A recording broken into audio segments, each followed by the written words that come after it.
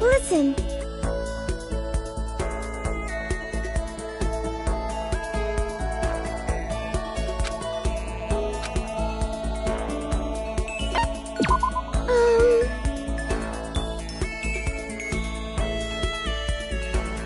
Sorry.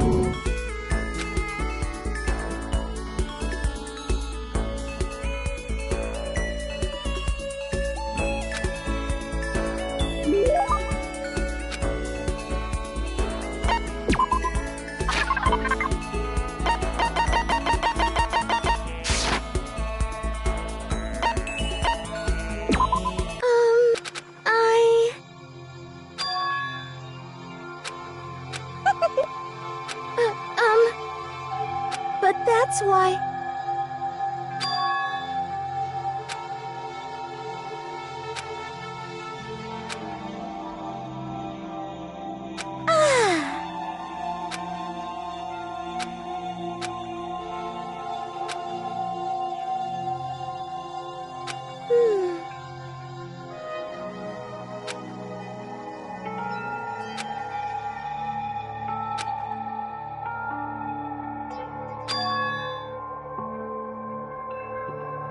Hey,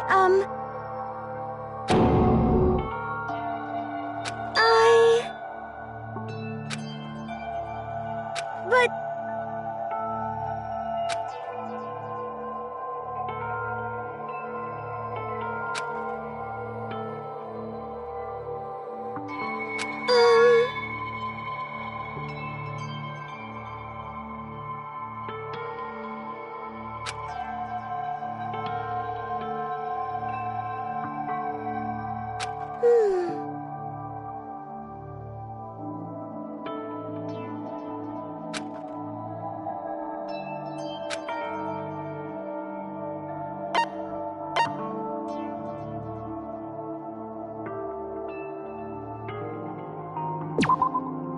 Hey,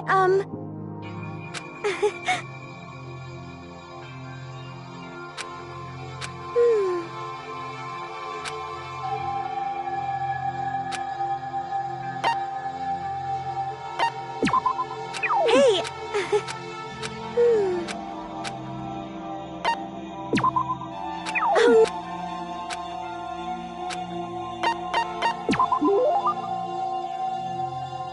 Okay.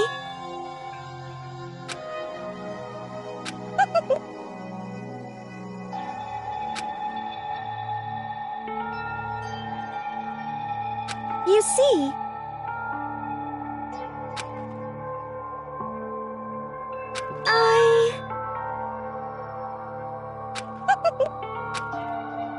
But...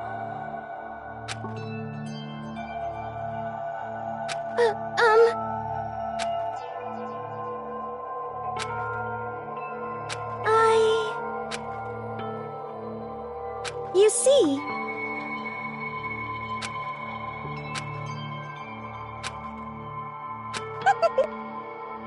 Like I said, I'm psychic.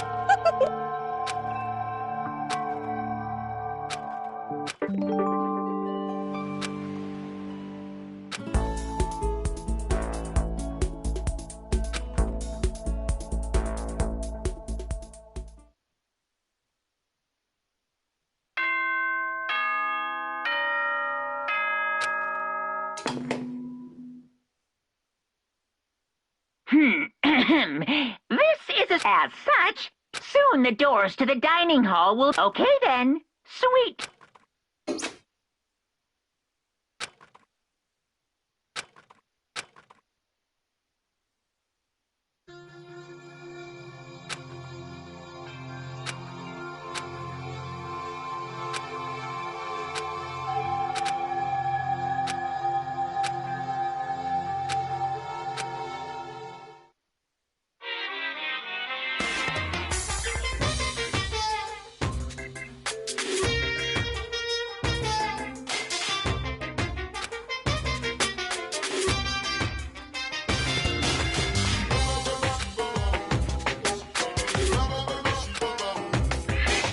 Heart-pounding excitement!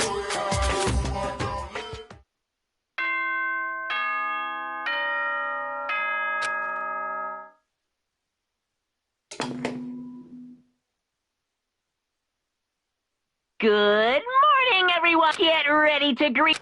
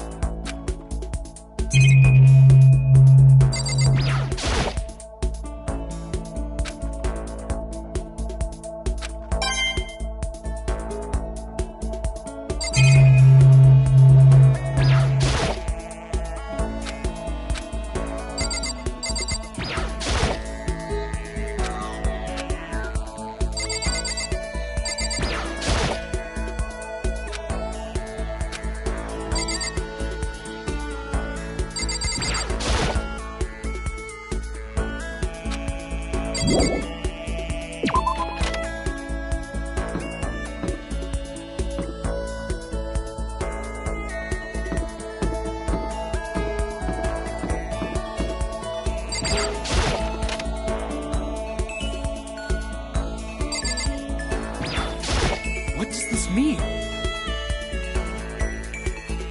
That's enough!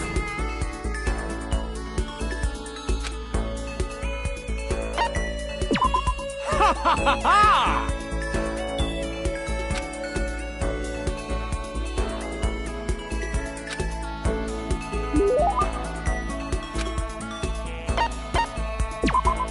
You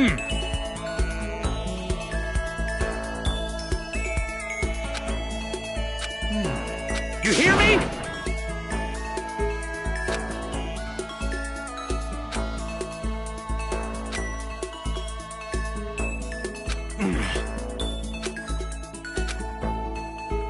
Listen to me!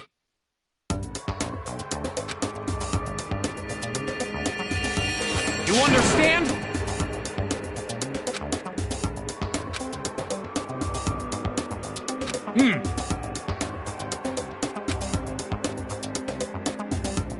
Ha ha ha ha!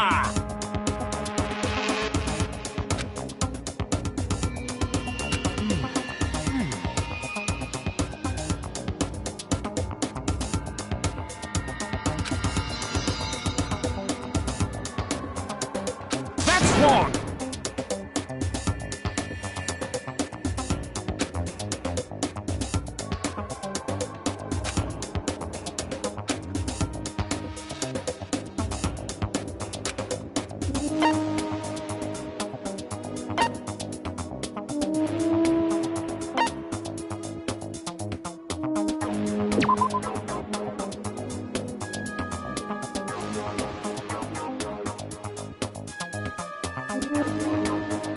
Just hold on!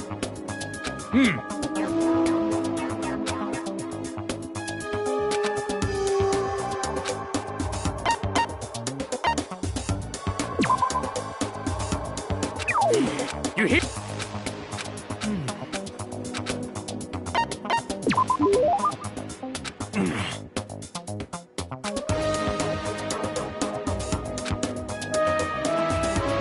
It can't be. This is ridiculous! How unfortunate.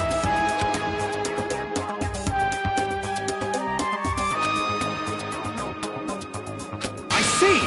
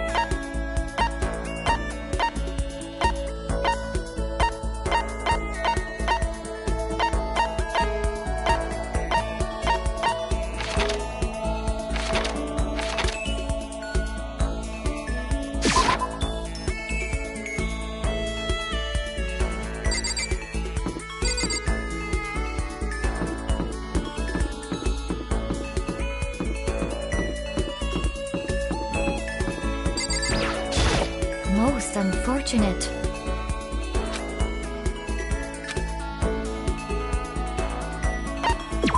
There is nothing to be done.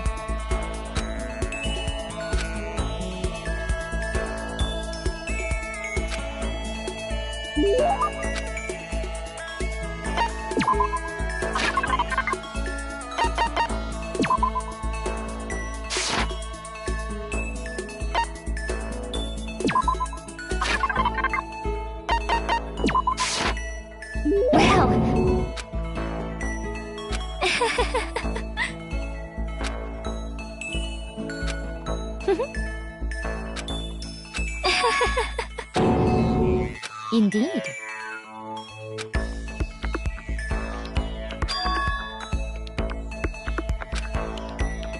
Indeed. Actually,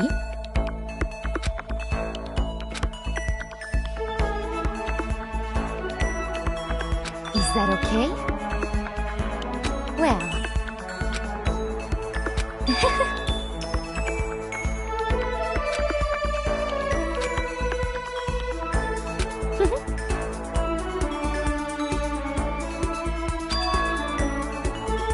I hope you are well.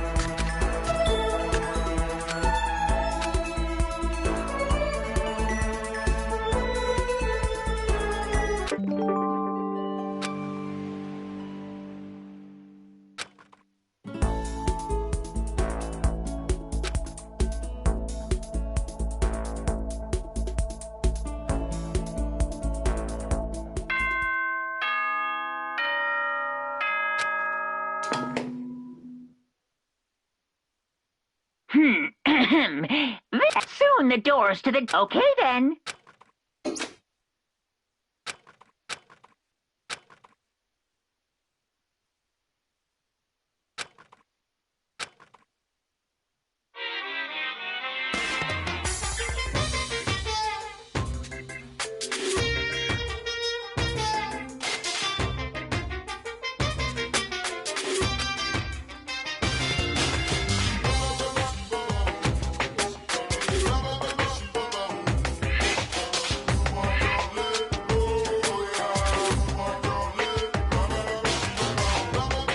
Which is why I said I need that pick-me-up.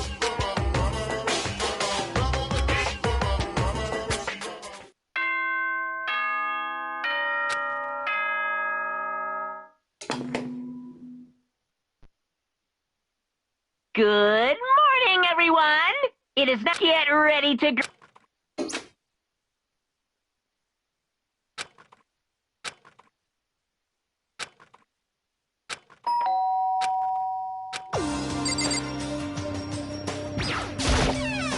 Hey!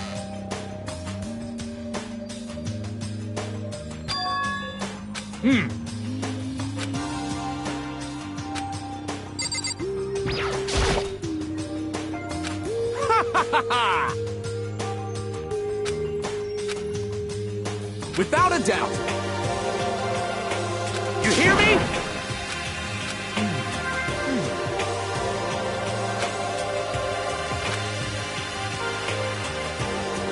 Quiet down and listen. Got it.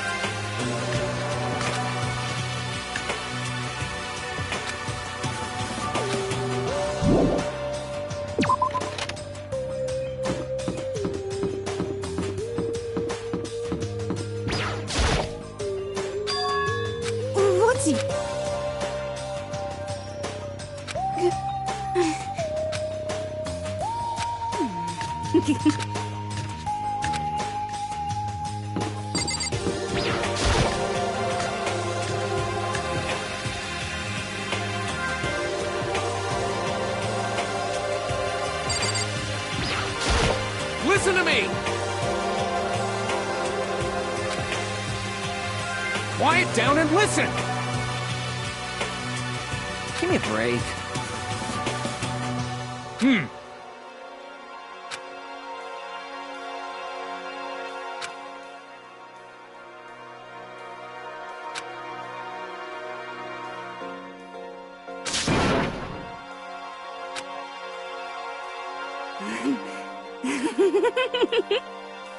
I mean, seriously?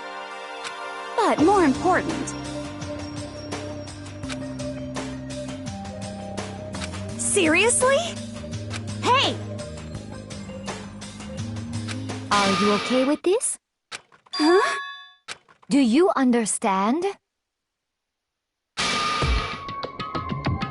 Stop it!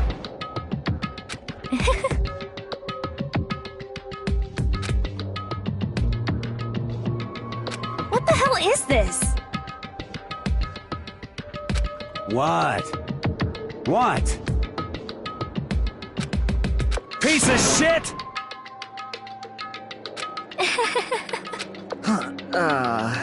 What the heck? Hey, listen. Huh?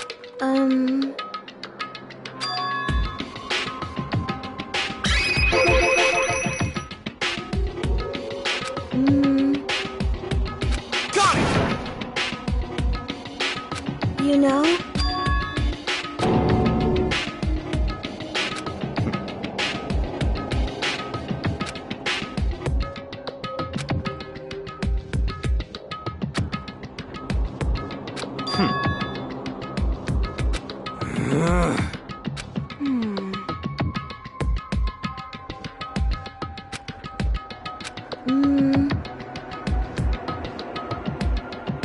Huh?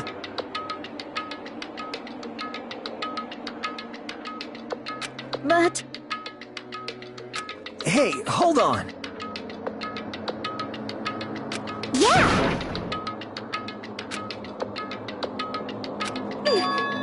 'Cause, I mean...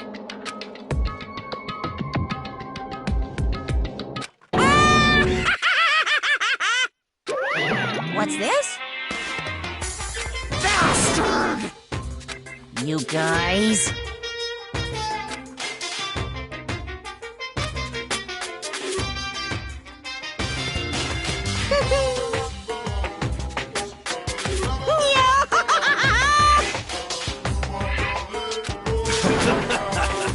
What the hell?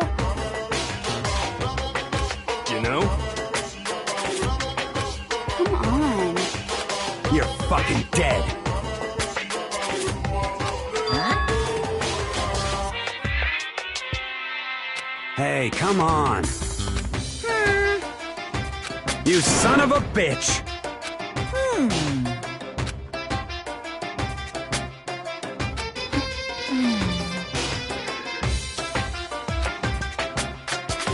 I got it! In other words...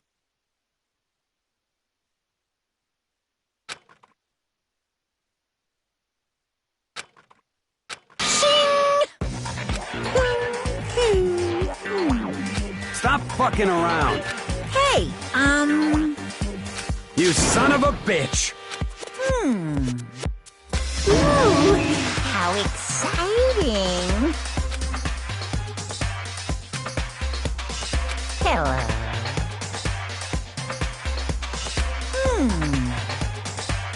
Correct.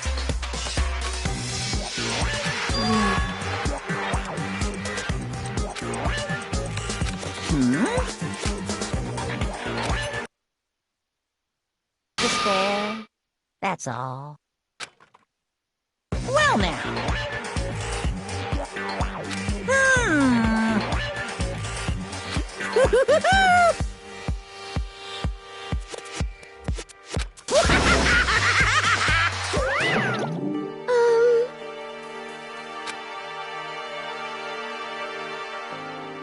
Is that right?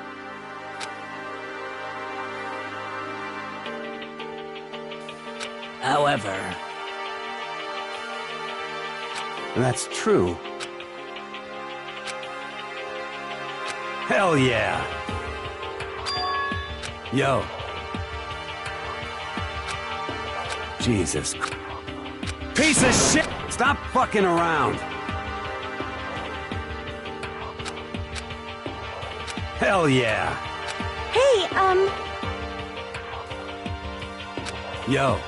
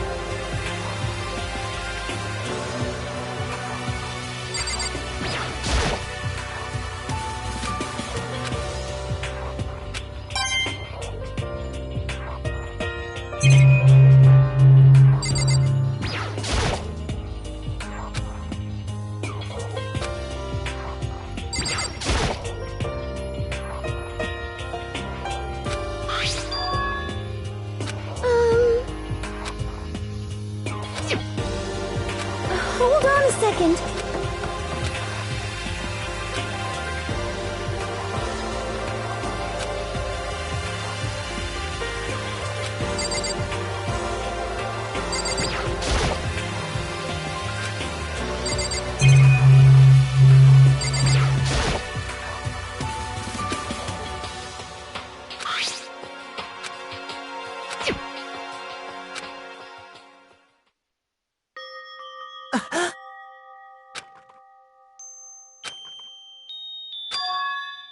You getting picked to attend Hope's Peak Academy is like a dream come true.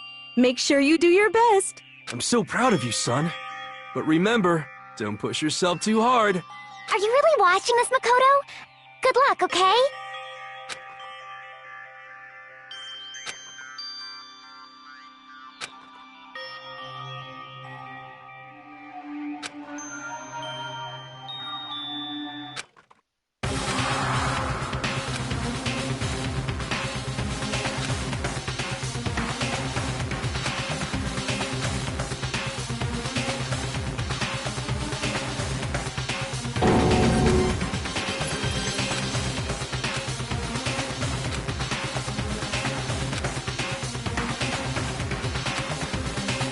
Makoto Naegi accepted into Hope Peak Academy, and his family, who supported such a lucky boy. But it seems like something's happened to this family's well-being. Oh boy, this is bad. What could have possibly happened to this family's well-being?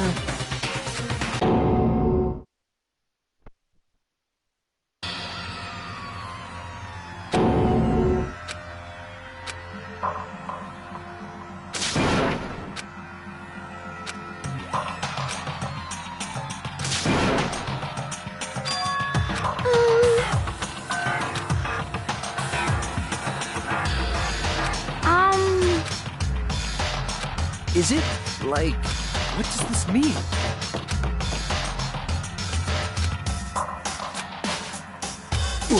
What the? Huh? Hey, hold on.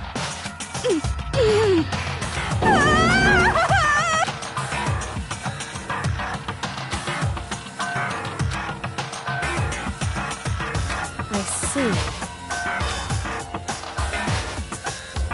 Yes, indeed.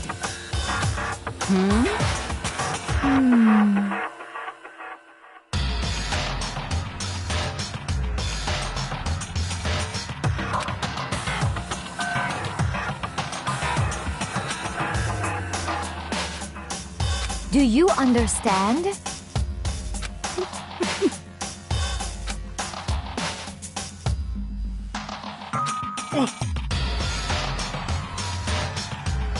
Huh? What is this? Hey!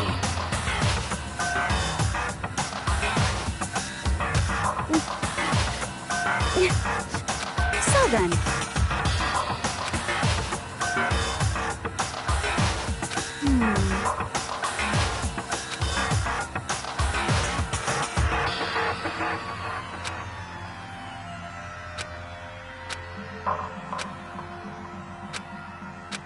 What's your problem?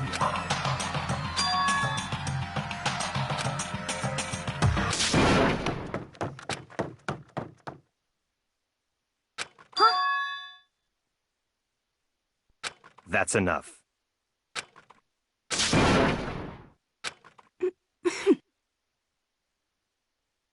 What?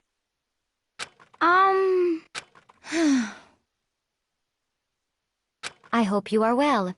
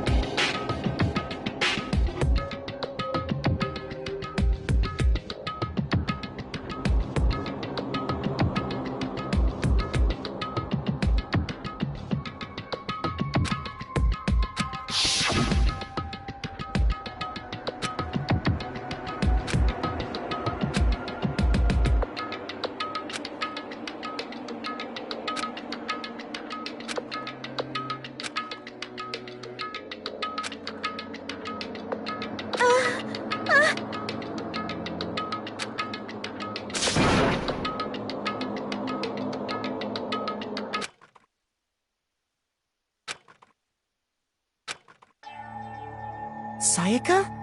Please, help me. Why?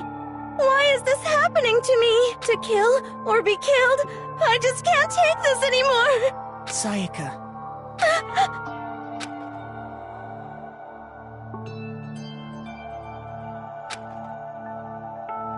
Makoto.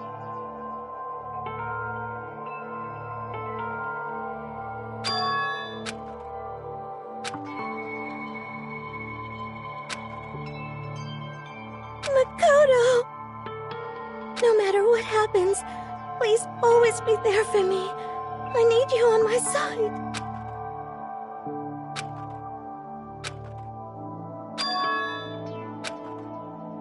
Makoto.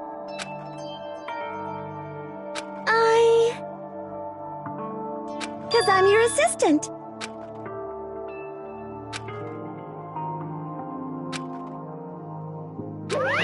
Hey! Hey! Come on! Just a minute.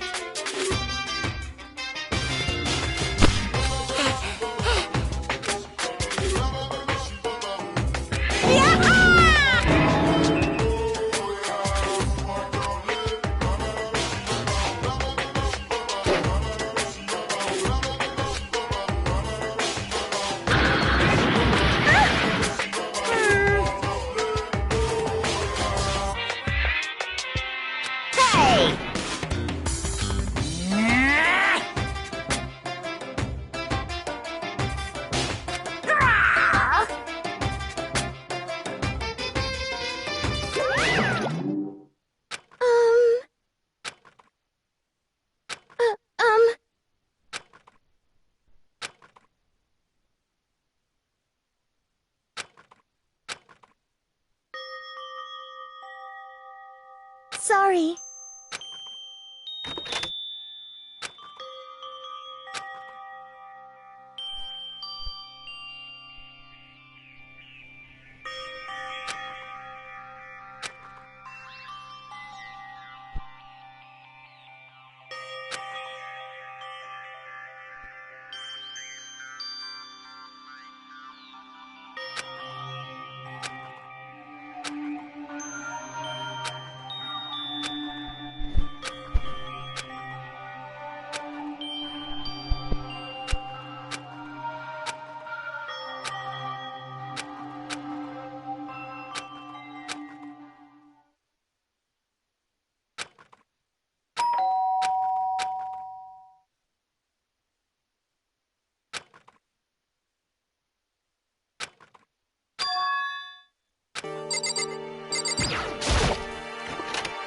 Sorry.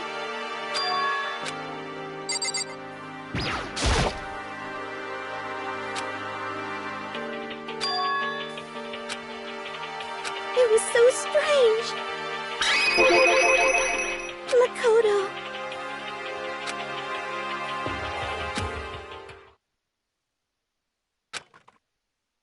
I was so scared.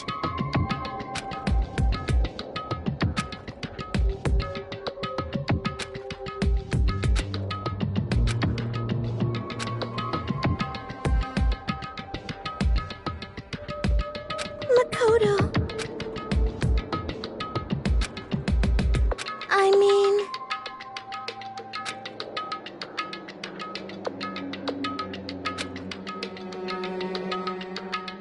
But...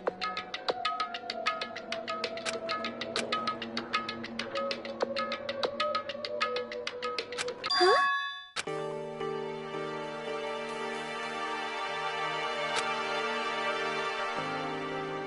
Hey,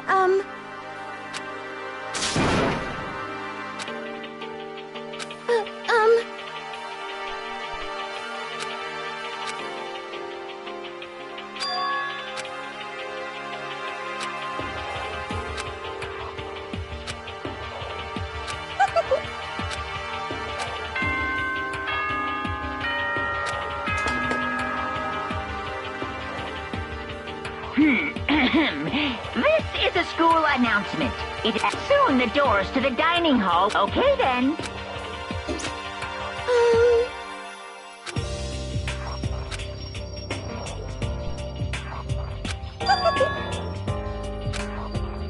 like I said,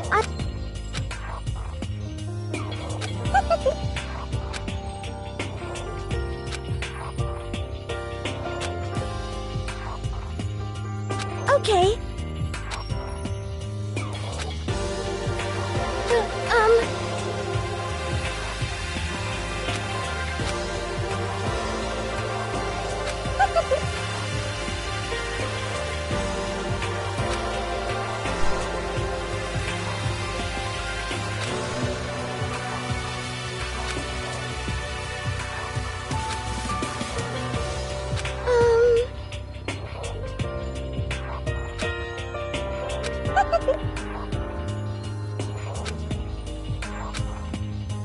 Hey,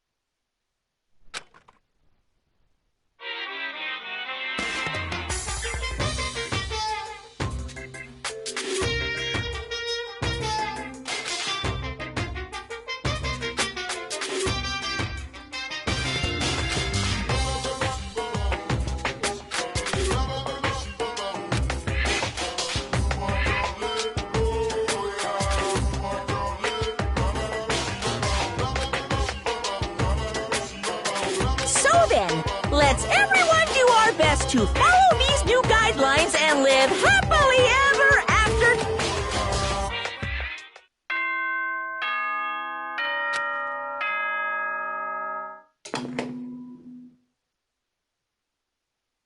Good morning, everyone. It is now get ready to...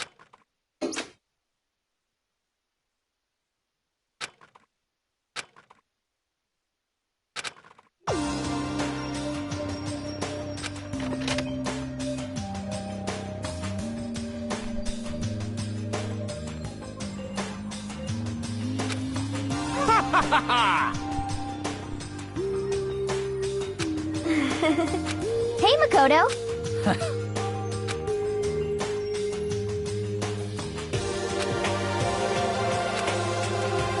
Yo, sorry. Well, hello.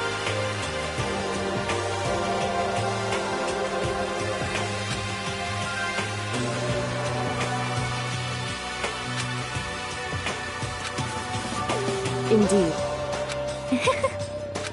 My bad, my bad. What's your problem? yo.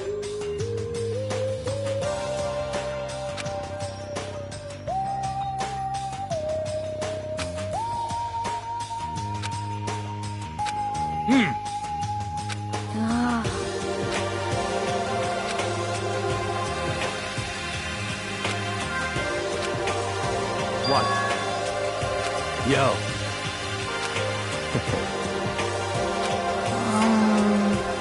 However,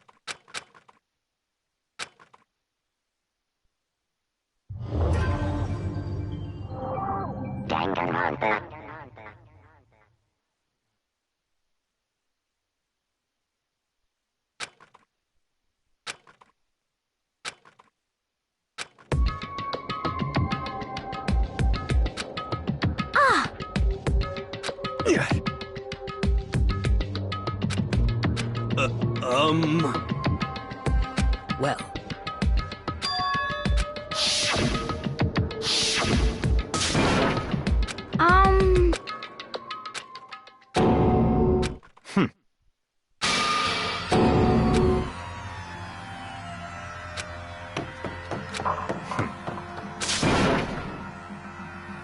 Just give up.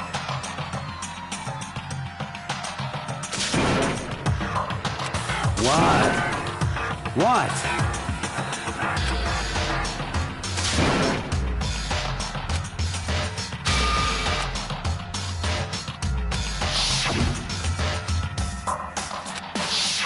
Calm down.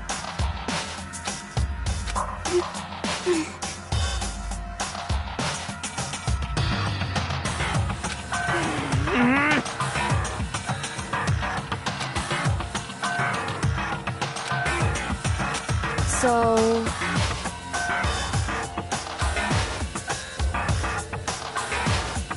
correct.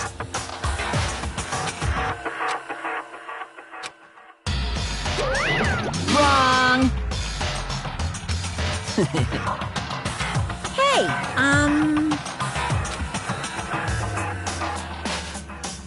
listen up! But... Come on!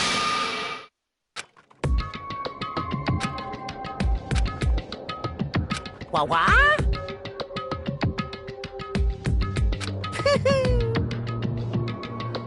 Yoo-hoo!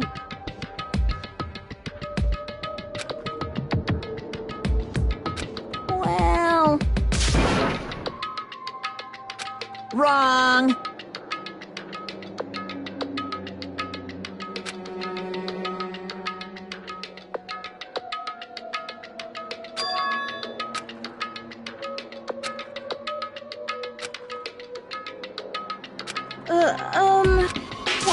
What is this? Just hold on. Stop talking.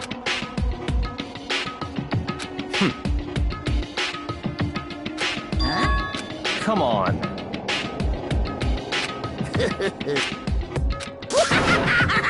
What?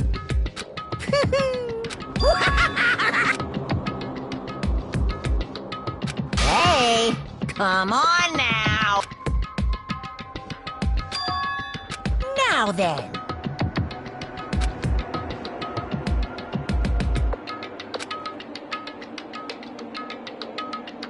Then perhaps...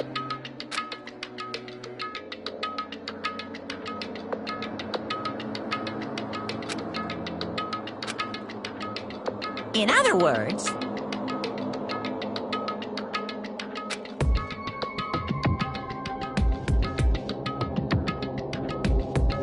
Yoo-hoo!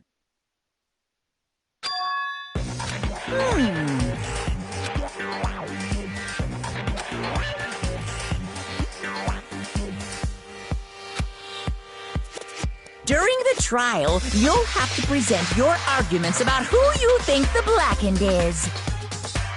And once everything comes to an end, the outcome will be decided by popular vote. If the answer you've arrived at is correct, only the one that disturbed your peace will be punished.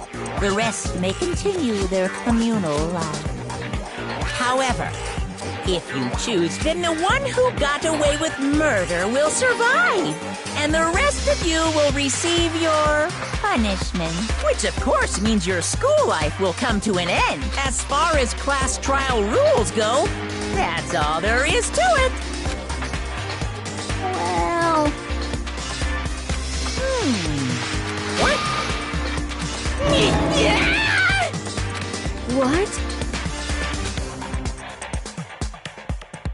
Execution is execution.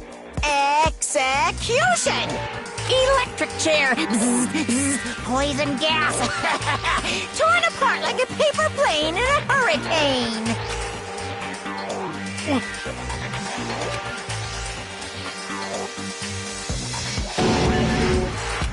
Well done.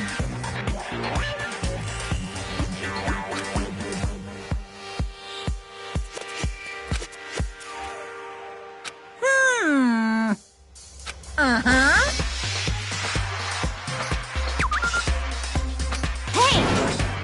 The hell are you talking about? Huh? What the? What's this? Stop it! What? The hell are you talking about? Shut the hell up!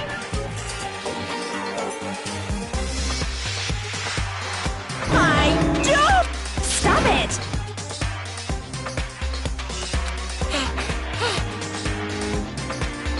Shing! Ah!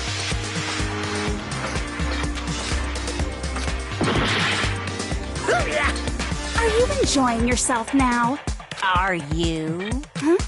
Violence against Headmaster Monokuma is not allowed. You violated a school regulation. I invoke the mighty summon spell. Help! To me, godly spear, Gunmir!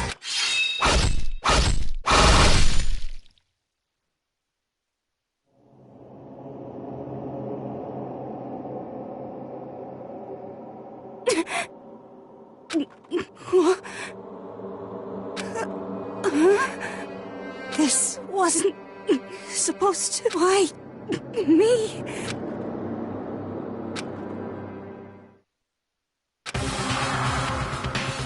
No way!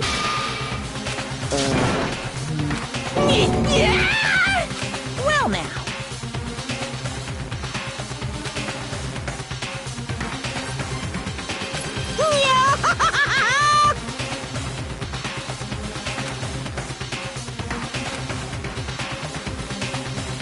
Now you see just how serious I am.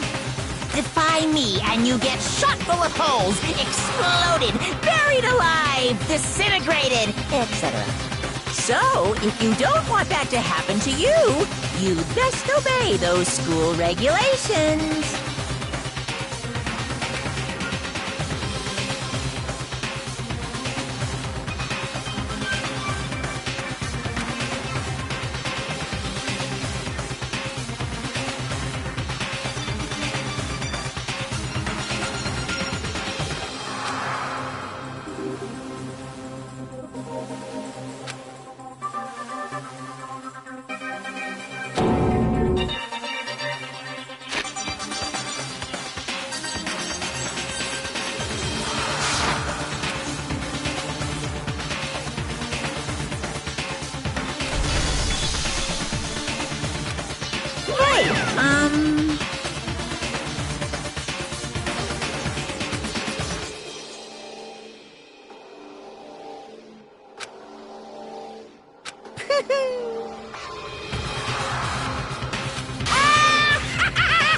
Why?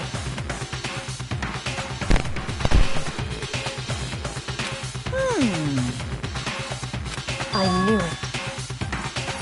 Say what?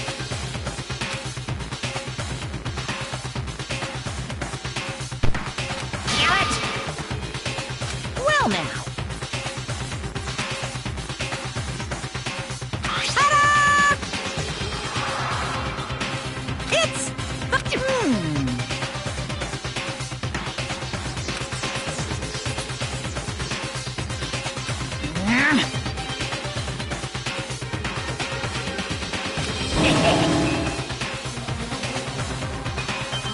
So then.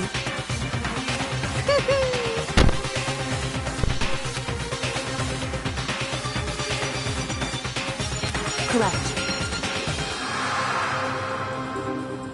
well.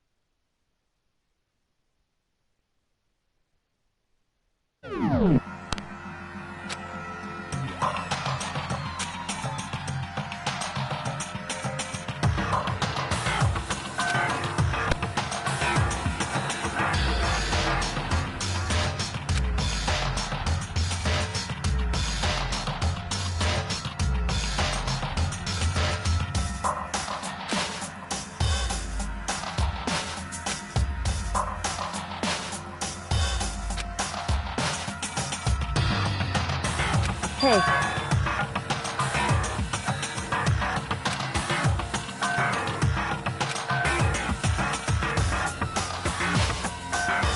What? In other words...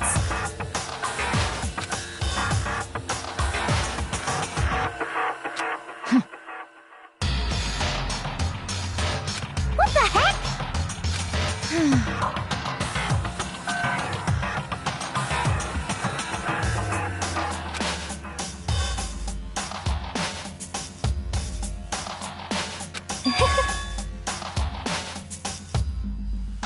That's terrible!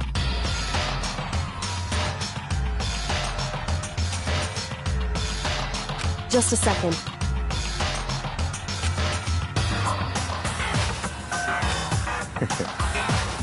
Of course. What the heck?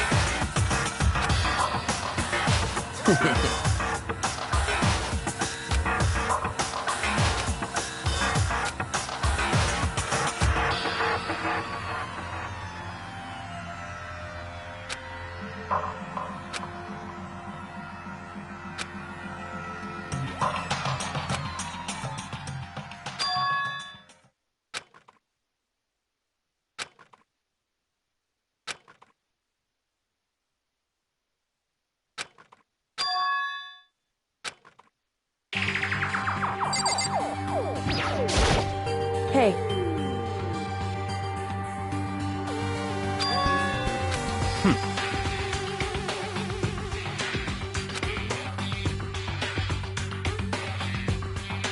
Hey.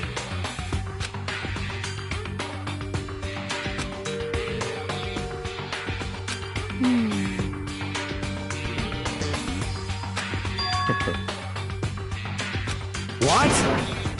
Stop talking.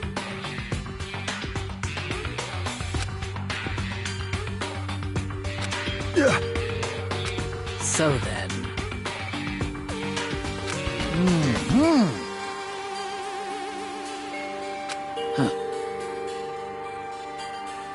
But...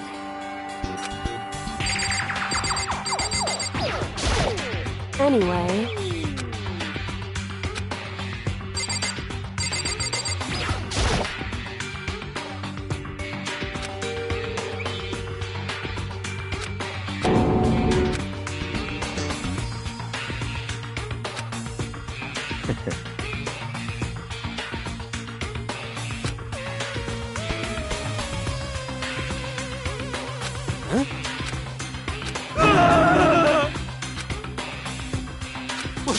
What? Let me out of here! What's your problem?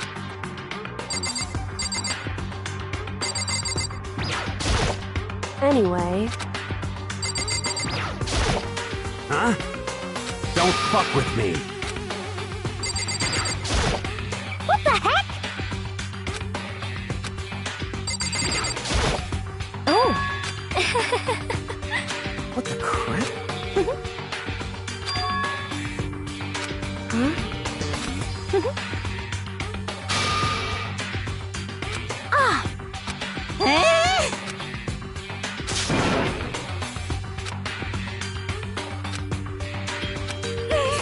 What the heck?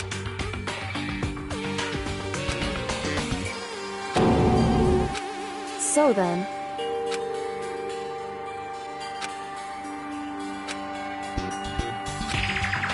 So, Actually, goodbye. Goodbye. Yo. Hey, damn it.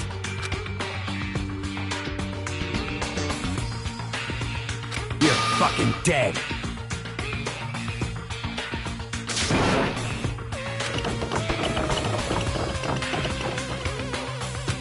So, anyway, this is.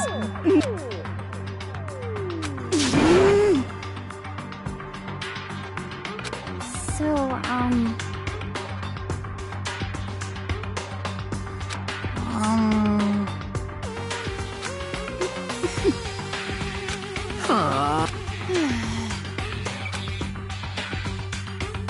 Oh, yeah?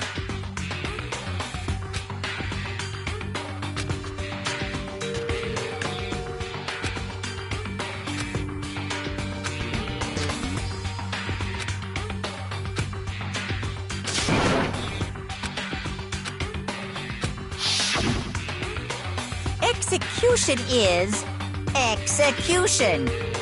Execution! Electric chair! Zzz, zzz.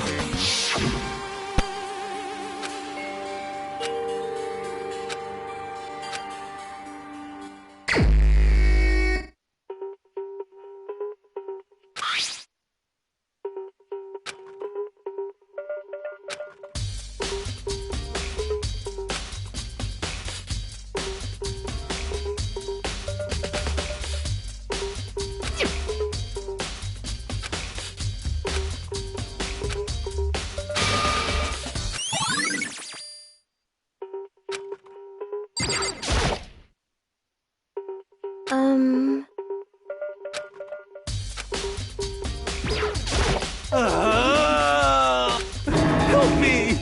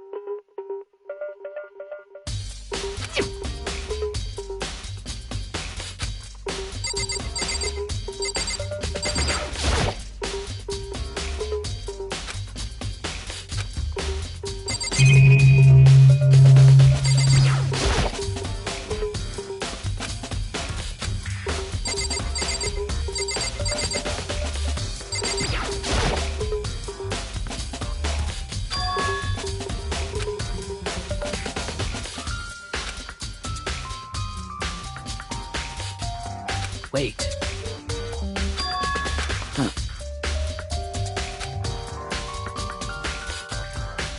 Well.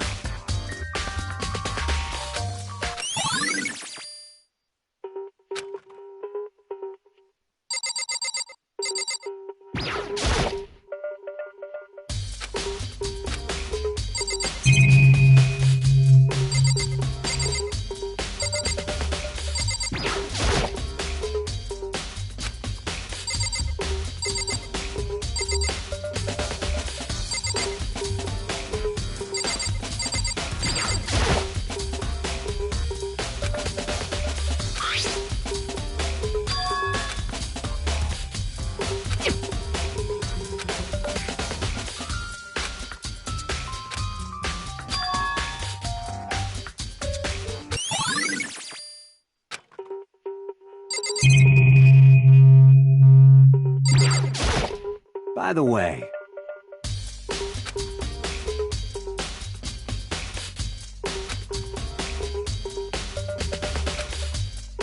you son of a bitch! Shit. You're fucking dead. Yo.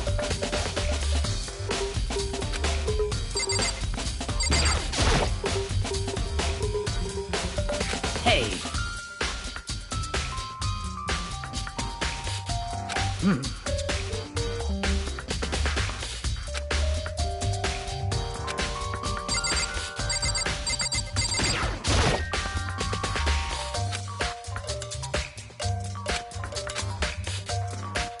What are you doing? Isn't it obvious? No, not really. I'm searching. Searching? Did you lose a contact or something?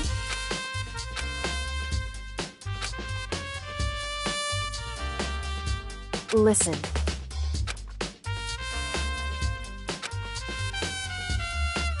I see. Hey. So... Indeed.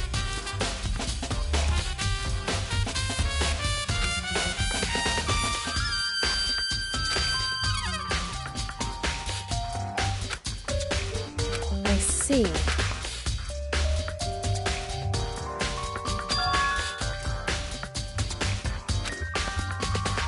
Well?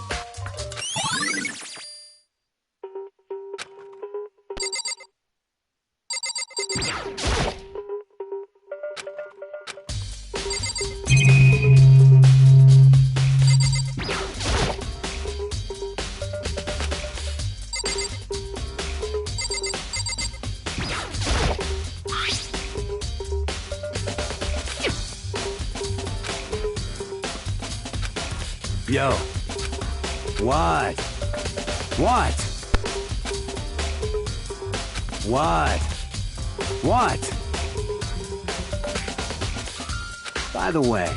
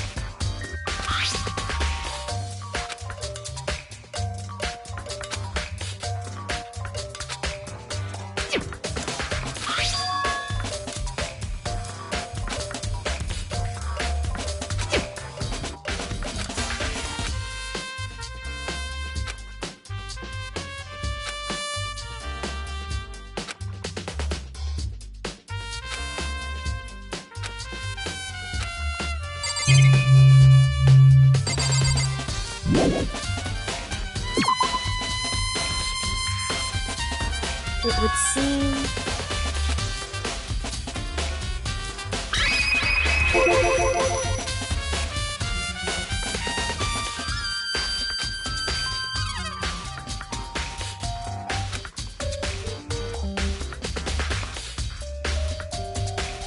Right.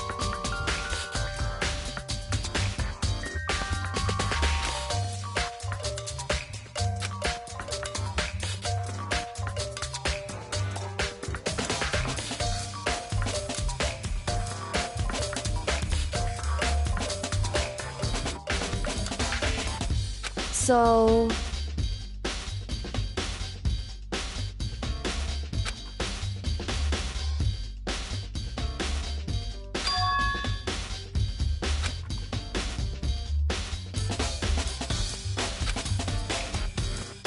Well...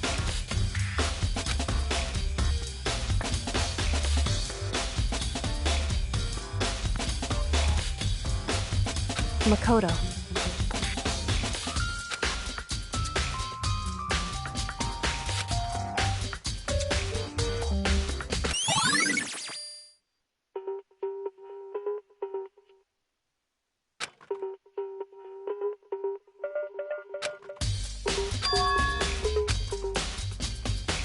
Makoto. What?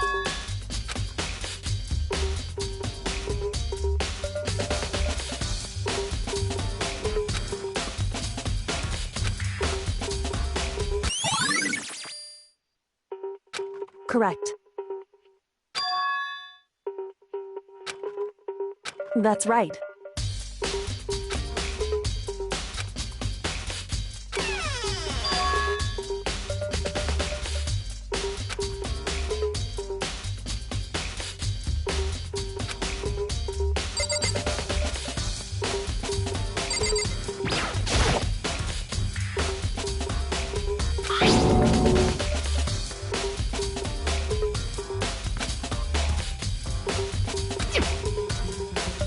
It would seem...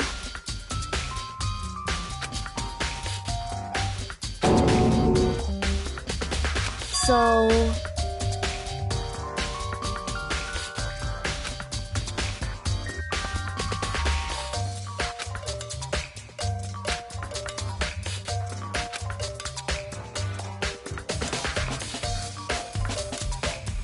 Just a second.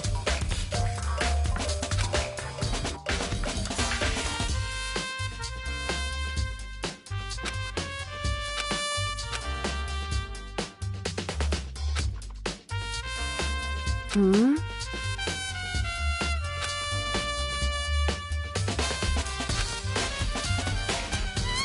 I see. Goodbye.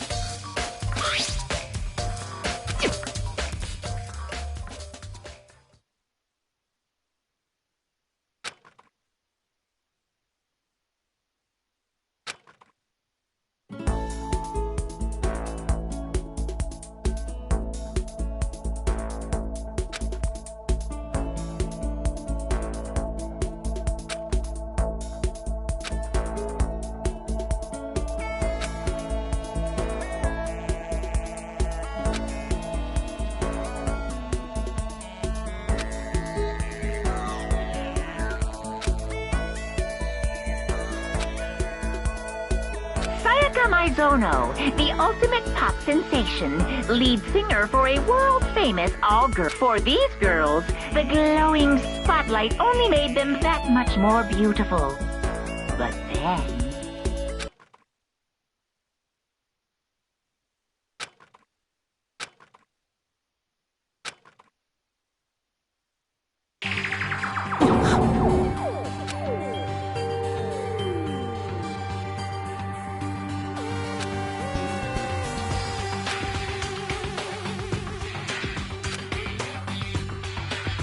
this ultra-successful team suddenly fell apart.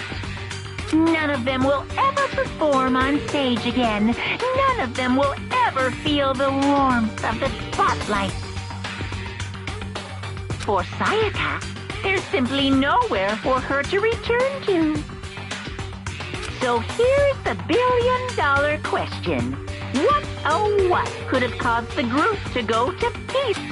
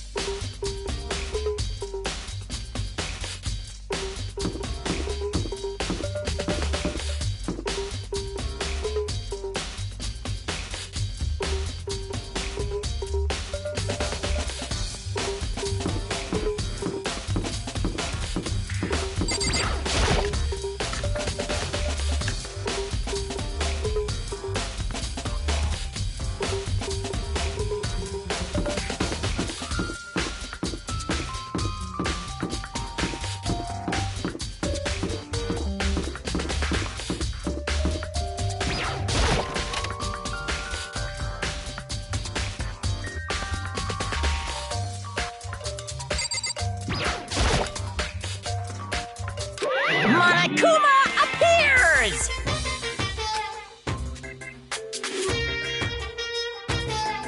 No, you can't go any further! No, you can't go any further! No, you can't go any further!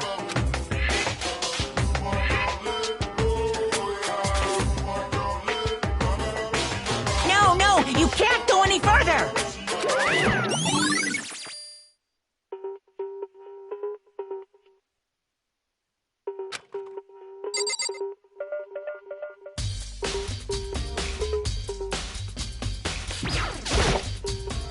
Monokuma! No!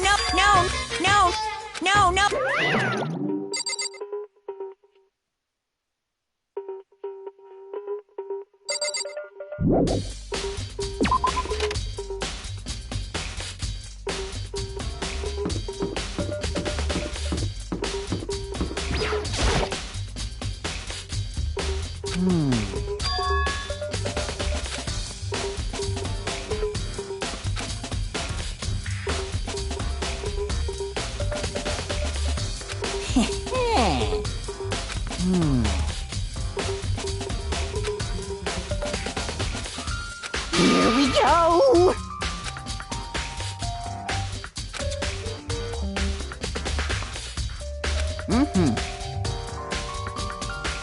Very strange.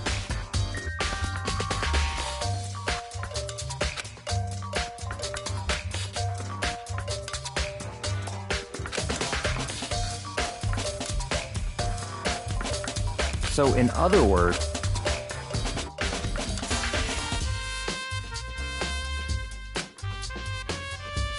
so that's it.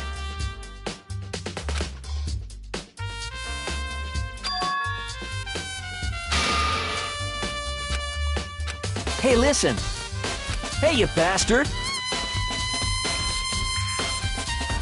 Oh, You...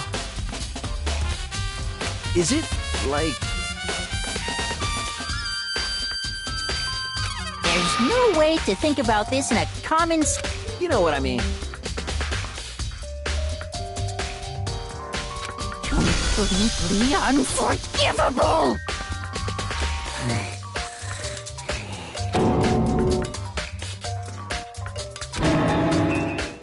Give me a break.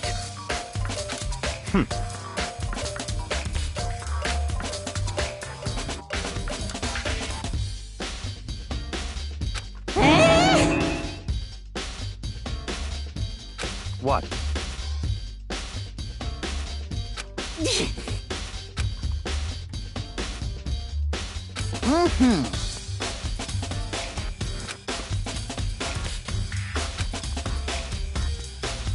You!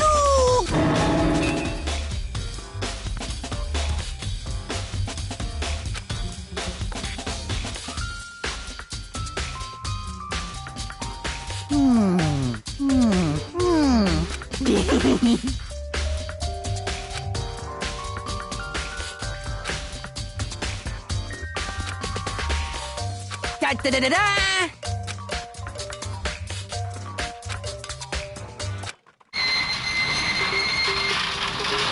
Mr. Naegi! Without a doubt!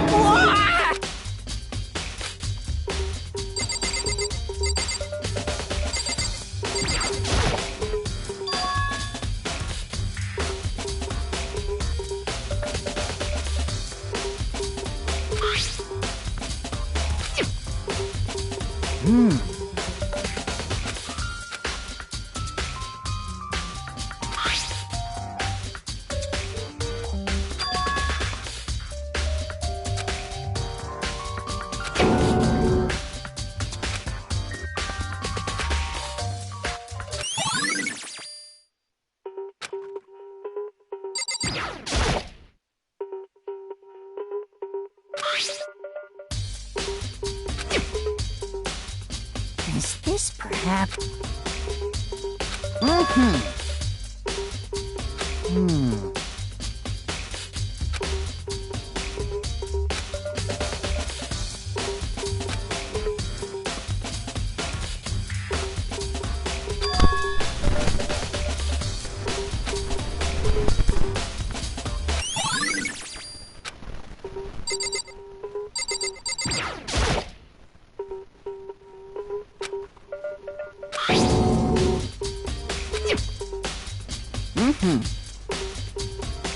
Yes, indeed.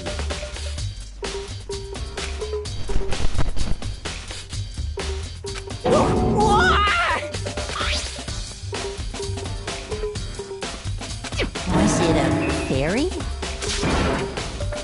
Huh?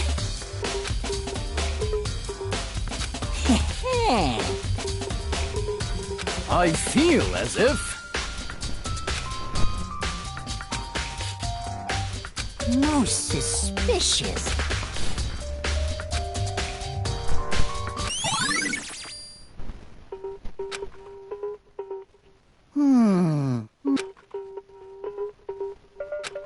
Completely That's it! I'm sure of it!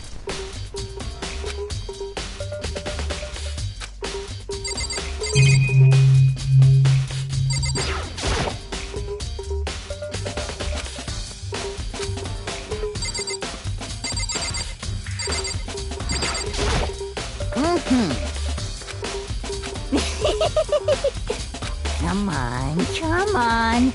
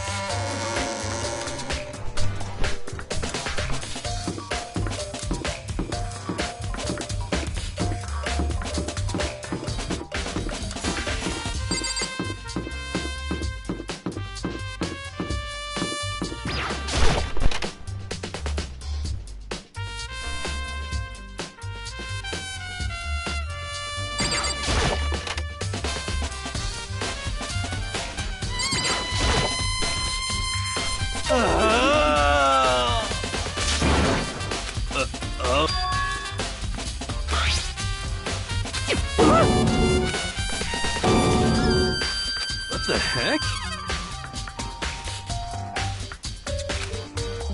What?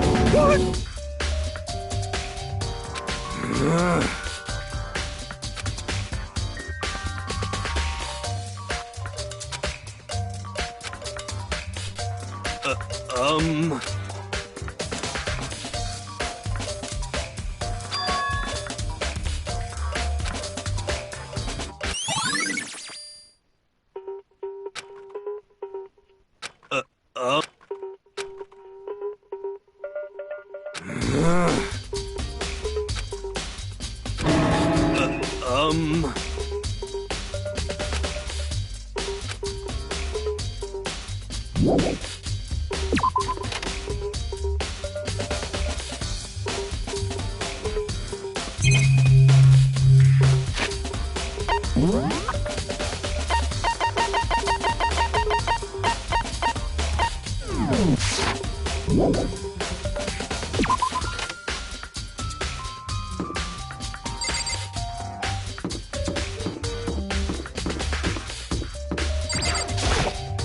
Listen to me!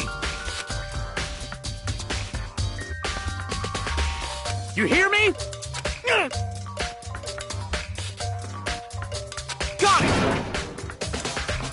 Ha ha ha ha!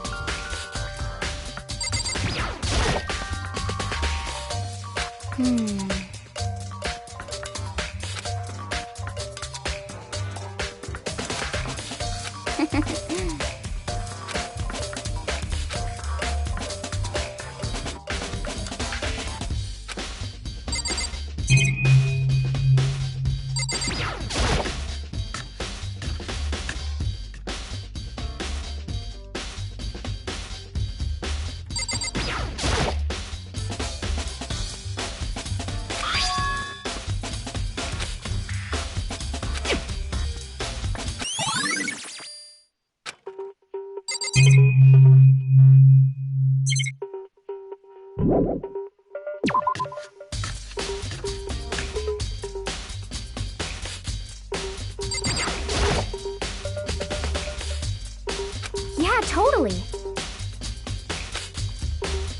That's right.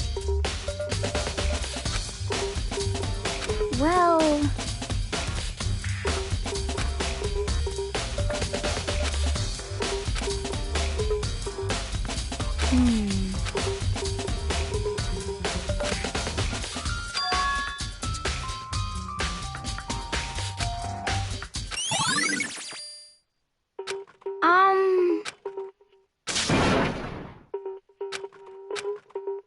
Because, I mean...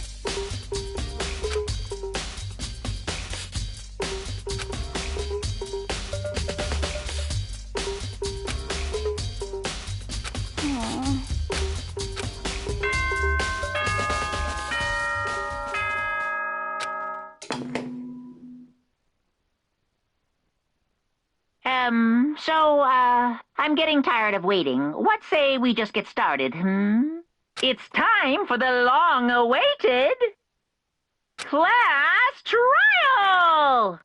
Now then, allow me to appoint a proper location for the proceedings. Please go through the red door on the first floor of the school. See you soon!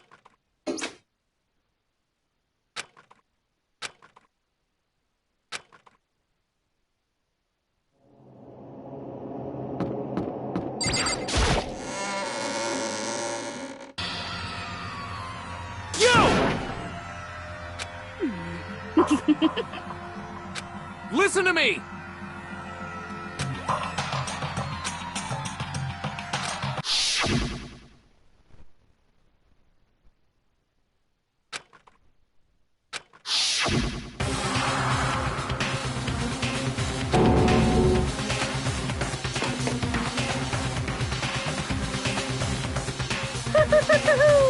Is everyone here?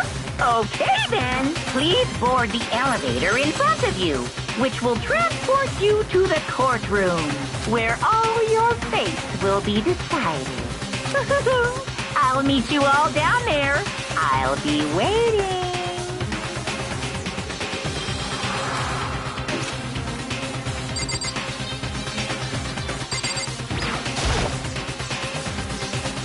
Well then. Yes, indeed. Hey, Makoto.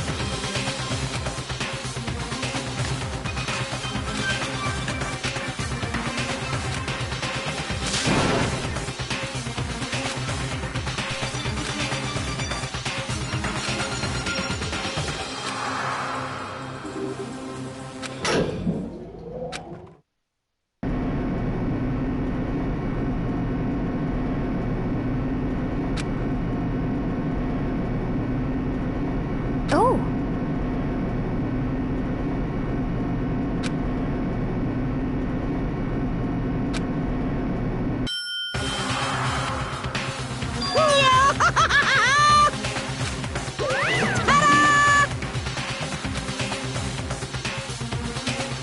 Shit.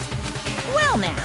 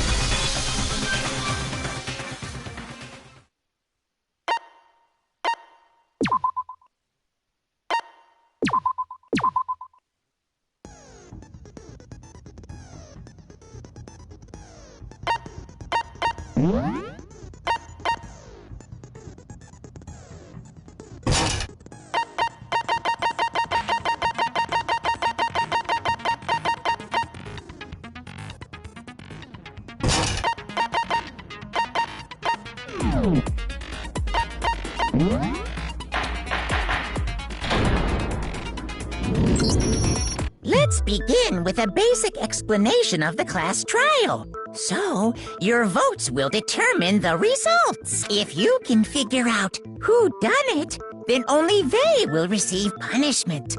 But if you pick the wrong one, then I'll punish everyone besides the blackened, and the one that deceived everyone else will graduate. And the killer really is one of us, right? Of course! Okay then. Everyone, close your eyes. And whoever did it, raise your hand. Don't be a goddamn idiot. Why the hell would they raise their hand? Before we move on and start the trial, can I ask a question real quick? What's going on with those pictures? I'd feel awful if they got left out just because they died. Friendship penetrates even death's barrier. Friendship penetrates? Okay, but what about that other empty seat? There were only 15 of us to begin with, so why are there 16 seats? Oh, no reason. It's just that our little courtroom here can technically fit up to 16 people. Okay, that about does it for the preamble. Get ready to get started. First up is the case summary. Now, let the class trial begin.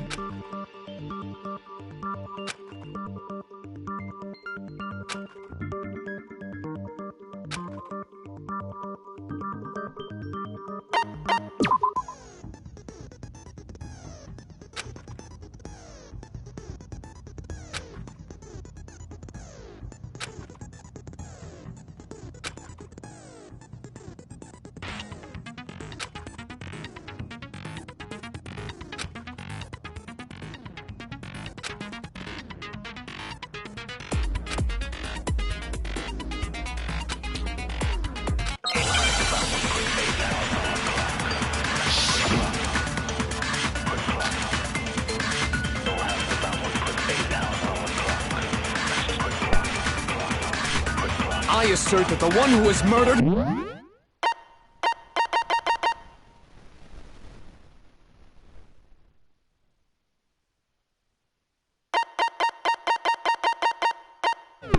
was Miss Sayaka Maizono!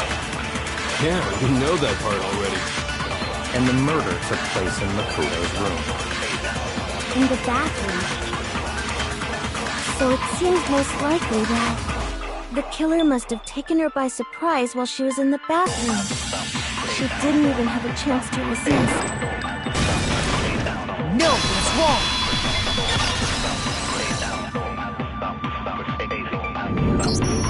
Just a second, Chihiro. Try to remember how my room looked.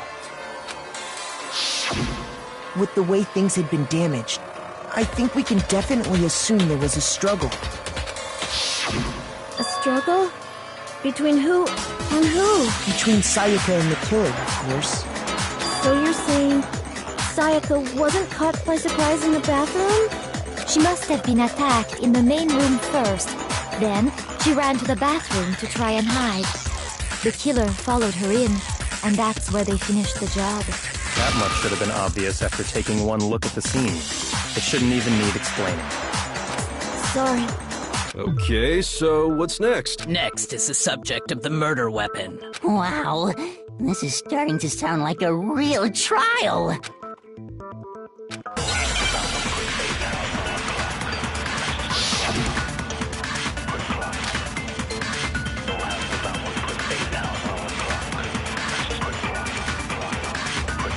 So what was used to kill her? There was some kind of sharp object thrust into her stomach. Without a doubt, that is the murder weapon! So the killer used some random knife they had on him. No, what's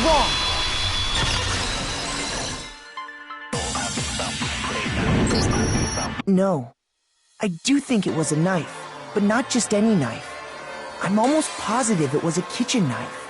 Huh? A kitchen knife? After the murder, we discovered that one of the knives from the kitchen was missing. Which means that knife must be the murder weapon. Oh, yeah. I guess that makes sense. You could sort of see the weapon sticking out of her stomach. And if you look real close, I could totally see that being a kitchen knife. Okay, so the murder weapon was a kitchen knife, but where does that get us? I mean, we all know Makoto killed her, right? That's right. Makoto's room was the scene of the crime. What more proof do you need? Hold on a second. Let's draw our conclusions after we presented our arguments. Otherwise, what's the point of the trial? Well, we can talk all we want. It's not going to change that conclusion. I don't think that's true at all. I'm sure if we keep at it, something new will reveal itself. You really believe that?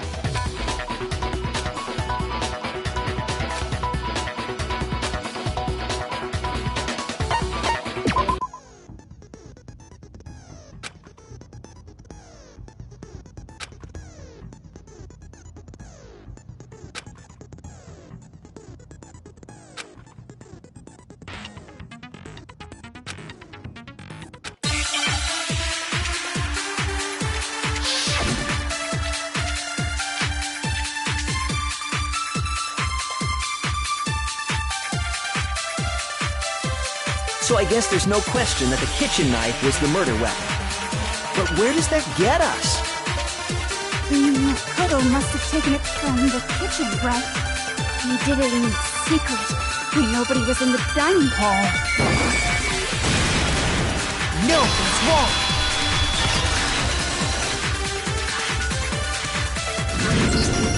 Okay, wait. Hold on. I didn't take the knife from the kitchen. Next, you're gonna say you're not the killer, right? Go ahead and say it all you want. Well, what if I have a witness? What do you think, Hina? Huh? Remember what you were telling me earlier?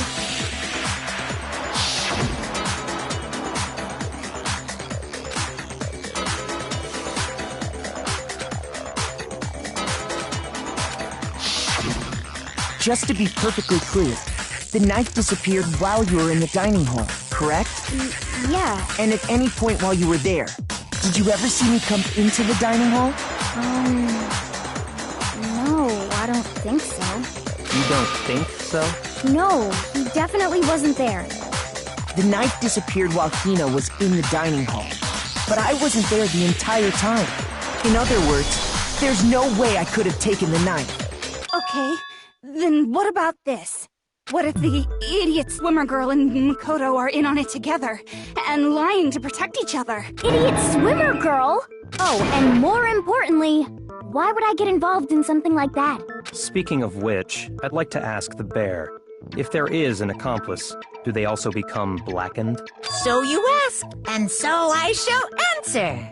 Each murder is allowed to have an accomplice, but only the one who does the killing will get to graduate. So in other words, two people can work together, but one of them has no chance of profiting from it. Then there's no way anyone would work together, right? But what if they did work together, and they just didn't know about the rule? Good grief! Enough already! No, okay? There are no accomplices in this case! Oops! Did I say that out loud? Anyway, I didn't go to the dining hall, and I didn't take the knife. So I'm not the killer. Okay, so then... Hina seems the obvious candidate. After all, she just said she was in the dining hall. No way! I swear it wasn't me! Sure, but can you or anyone else prove that? I can. That's right. Sakura was with me the entire time I was drinking my tea. I hate to have to ask, but just to be sure, Sakura's... Me. Right. But then, couldn't either one of them have grabbed the knife? Actually, no. Because, well... Just spit it out already. I stayed in Hina's room last night. I got so scared thanks to those creepy videos. I wasn't really thinking, I just asked her to stay over. Which means, we have airtight alibis. You stayed over? Doesn't that violate one of the school regulations? We're not allowed to sleep anywhere but the dorms, but it doesn't say we have to stay in our assigned room, so I don't think that's a problem. It is a problem! A boy and a girl spending the night together? It's unwholesome! But I'm a girl. You are? Oh my gosh, I'm so sorry! But if it wasn't either of you, then what other possibility is there? Actually, there is one other possibility. Right, Hina? Oh, yeah, that's true! One other person did come to the dining hall while we were there.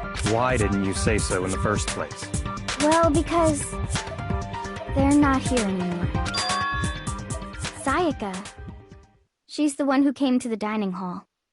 And then later, she wound up dead.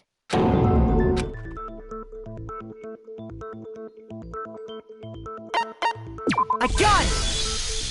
Then, Sayaka is the one who took the knife? That's the only possibility. And thinking back on it, she was acting kind of unusual.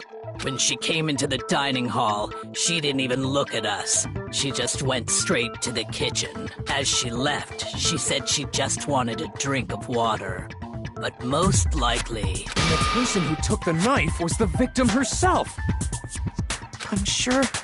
I'm sure she just took it. So you're saying the knife she took was then taken from her, and she was killed with it? In that case, you may not have taken the knife, but you still could have killed her. What? See? He did do it after all! No! You're wrong! So, that's how you would twist the argument and send us all off in the wrong direction? You possess a most terrifying talent.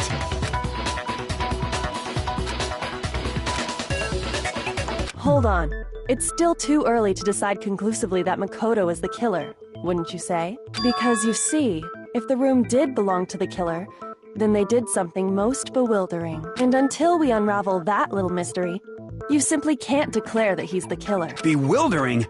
What the hell are you talking about? Something was missing from the scene of the crime that by all rights should have been there. You know what I'm talking about, don't you?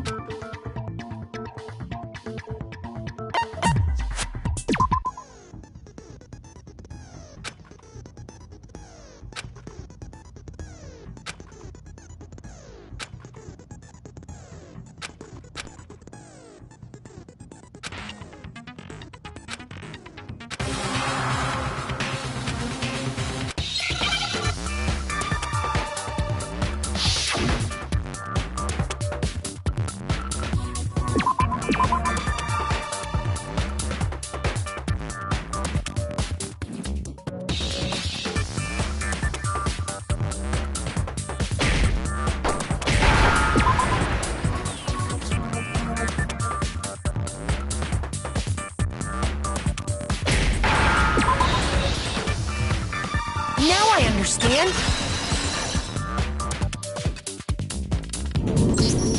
That's right! There wasn't a single hair on the floor! So, the culprit removed some evidence? Yes. And if I were the culprit, why would I need to get rid of all the hair in my own room? It wouldn't be unusual at all to find my hair at the crime scene if the crime scene is in my room. The reason all the hair was gone was to remove any trace that Sayaka had ever been there. That makes sense, does it not? No. If that were the case, they would have had to do something about the body itself, not just her hair. Yes, very true, very true. Okay, then why wasn't there any hair on the ground? The killer got rid of it all, of course, to remove any trace that they had ever been there. Then that means... Precisely. It's simply beyond reason to believe that the room's owner and the killer are one and the same. Then, Makoto isn't the culprit? Are you sure we can decide something so important based solely on the absence of some hair? No. There are other reasons that prove why Makoto couldn't have done it. I would like to hear these reasons. Do you remember anything remarkable about the bathroom at the scene? Sayaka was attacked in the main room first, then fled into the bathroom, right? Yeah, then they ran after her, got into the bathroom, and stabbed her. And how did the killer get into the bathroom? Did they have any trouble with it? What do you mean? It's fairly certain that the killer had some trouble getting into the bathroom. There was clear evidence left behind. Do you remember, Makoto?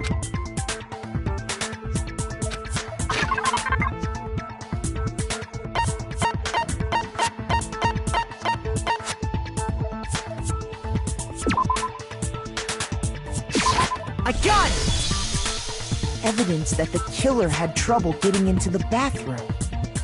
You're talking about the doorknob, right? Huh? The doorknob? What doorknob? The doorknob for my bathroom. It was completely broken. See how the top part was unscrewed? And the doorknob's about ready to fall off? Oh yeah, true. But what does it mean? In trying to bypass the lock, they ended up nearly removing the entire doorknob. This is another most bewildering act for the room's owner. It proves Makoto is beyond suspicion. So what? You're saying he wouldn't break the door in his own room? But if the only choice you have is to break it, you break it. There's nothing bewildering about it. You still don't see?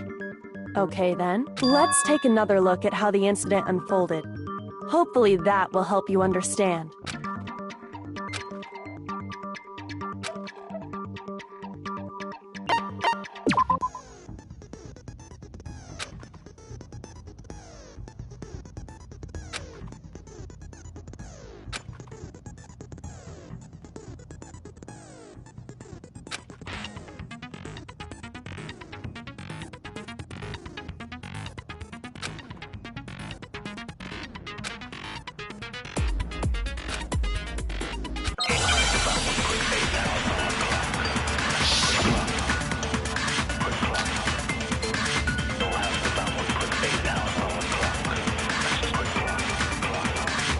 The incident took place in Makoto's room.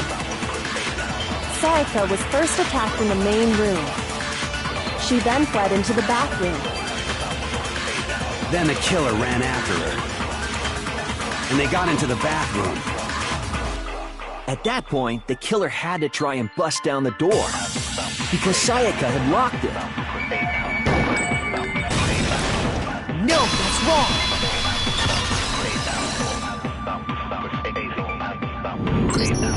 The reason my bathroom didn't open wasn't because it was locked. After all, the girls' rooms are the only ones with locking bathrooms, right? Yes, now that you mention it, that is true. Then why didn't your bathroom door open? Because it was stuck. Huh? What are you talking about?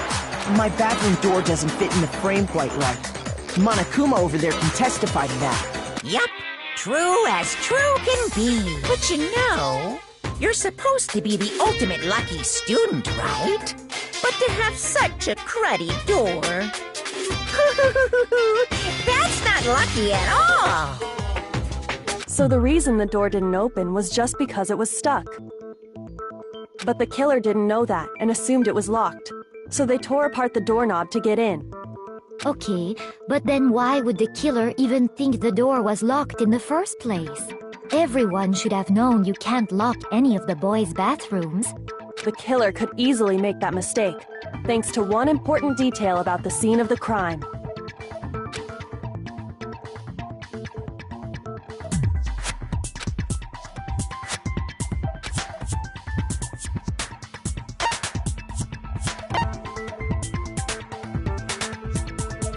I got it!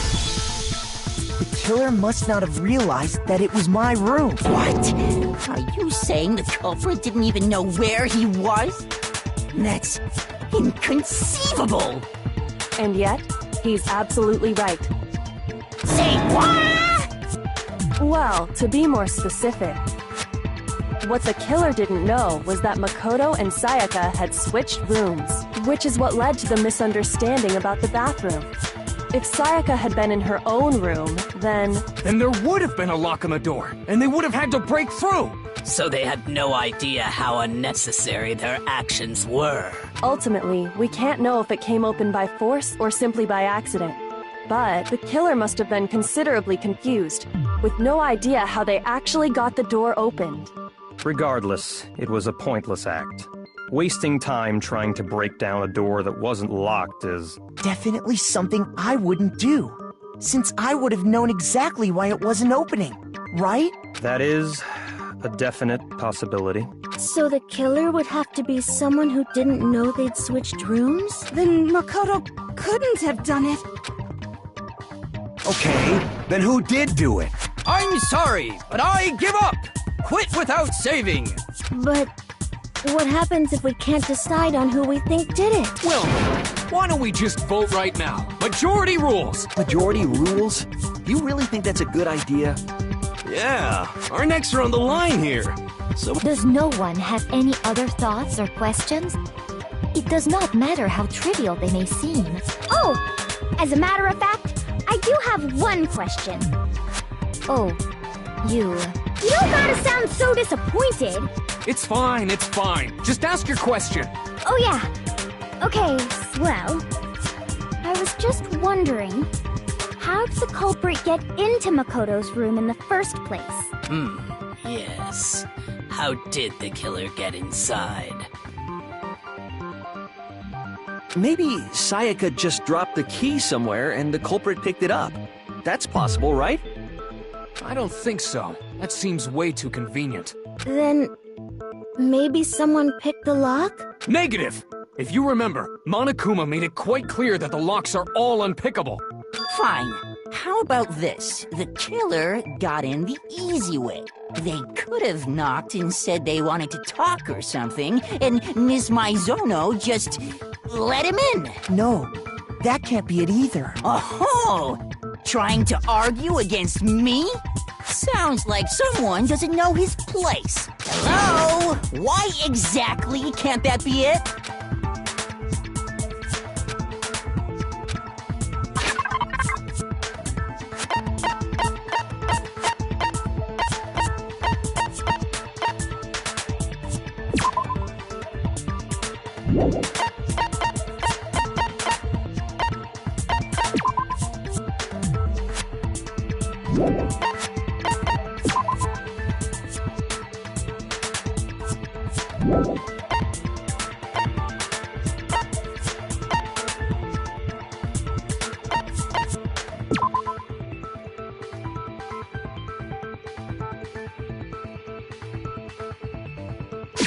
I got it! Because Sayaka was already scared, remember? That's why she asked me to switch rooms in the first place.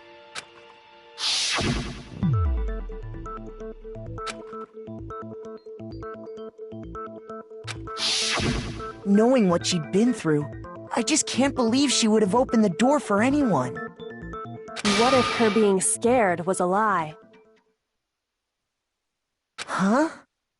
Well, what the hell is that supposed to mean? Why would she lie about something like that? I know you don't want to consider it, but look at this and tell me. Can you still deny the possibility?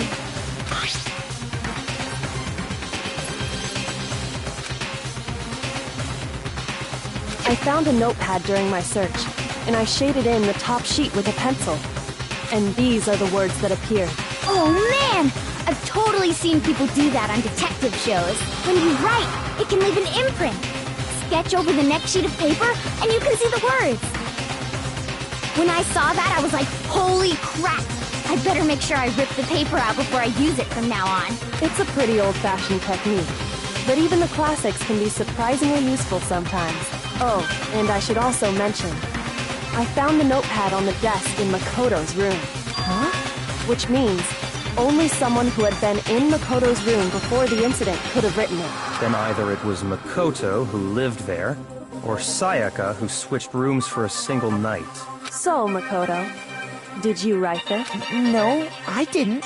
But of course you didn't, because the note also bears a perfectly legible signature. Sayaka's signature. But why? Why would she write that?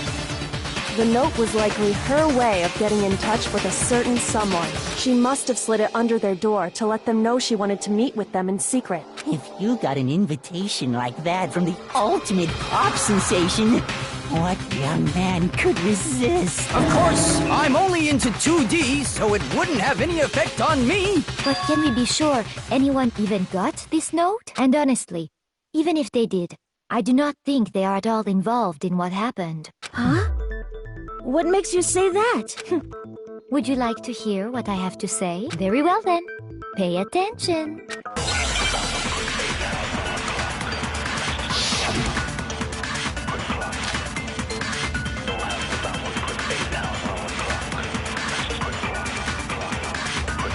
Sayaka and Makoto switched rooms, correct? But in the note, the place they were asked to come to, it specifically says, my room.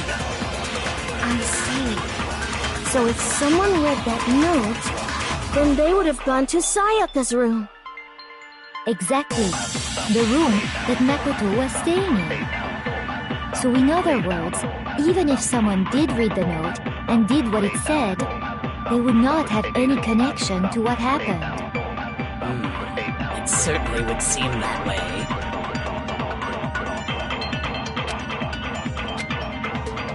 Sayaka and Makoto switched, but in the note, it specifically says, I see. So if something they would have gone to exactly. The room that Makoto... No, that's wrong!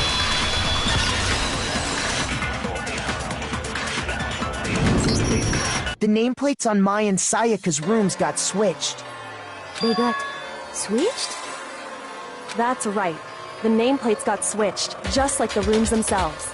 As a result, the nameplate on Sayaka's room actually had Makoto's name. And the nameplate on Makoto's room had Sayaka's. So what you're saying is, the room Sayaka was staying in was actually marked as her room. Then, if someone did do what the note said, they would end up at Makoto's room where Sayaka was. Plus, their rooms are right next to each other, so switching the nameplates would be no problem. And the one who switched the names was... Well, of course it wasn't you, right, Makoto? Right. Okay, then who did it?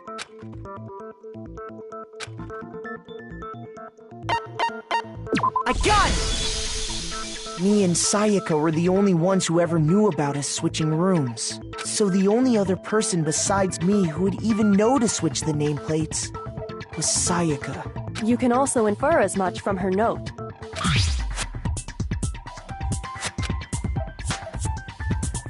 She specifically tells the reader to check the nameplate. She would only have written that if she knew the nameplates had been switched. But why would she switch them in the first place? She wanted someone to come to the room she was in, and also hide the fact that it was Makoto's room. What? Inviting someone to your room, but not telling them you'd switched rooms. Why would anyone do that? To understand that, we first need to understand what happened after she invited the person into the room. That's where the answer lies. What happened then was probably whoever she invited over came in and attacked her. We figured it out! We know who did it! Whoever she invited over is the culprit! But we still don't know who it is, you goddamn idiot! Sayaka fought with her killer there in the room, yes? Perhaps the answer to our previous question lies in that initial struggle. Yes, I think you're right. Then... we just have to figure out what happened during the fight, right? That reminds me. There was a replica sword at the murder scene. Oh yeah. What's the deal with that sword? Sayaka suggested I should hold on to it. I thought it might come in handy if I had to defend myself. It seems pretty likely that the killer used it to break Sayaka's right wrist. How the hell could you possibly know that's what broke her wrist?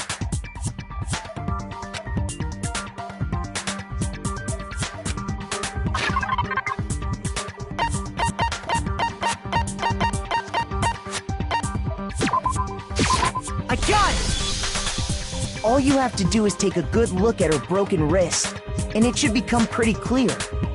Right there where her wrist is all swollen. There's something glittery there. See? Is that gold?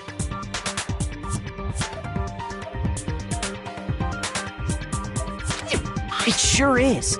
Specifically, the gold coating from the replica sword. You barely have to touch that stuff, and it'll stick right to you.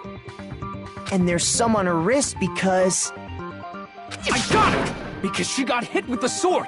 Right there on her wrist! I see. And so the truth draws ever closer. All right, then it's about time to solve this mystery.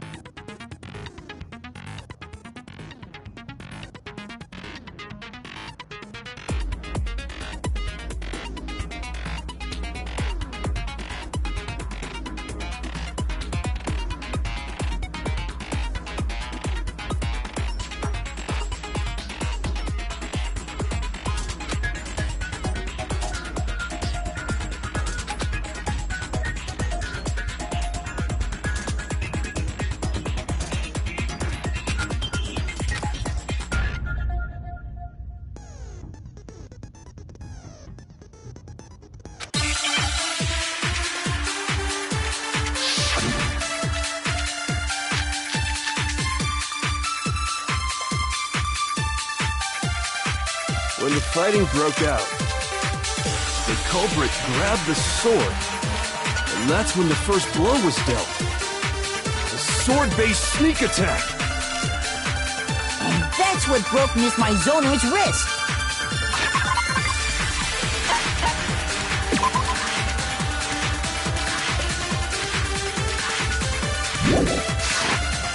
So, she tried to fight back. She grabbed the kitchen knife she had hidden in her leg. But then the culprit took that from her too. And they killed her with it. And that's exactly what happened.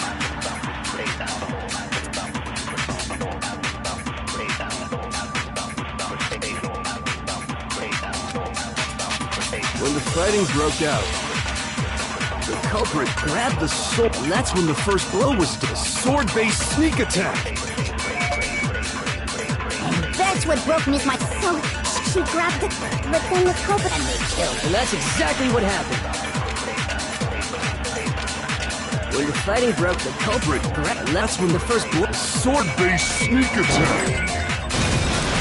No, that's wrong.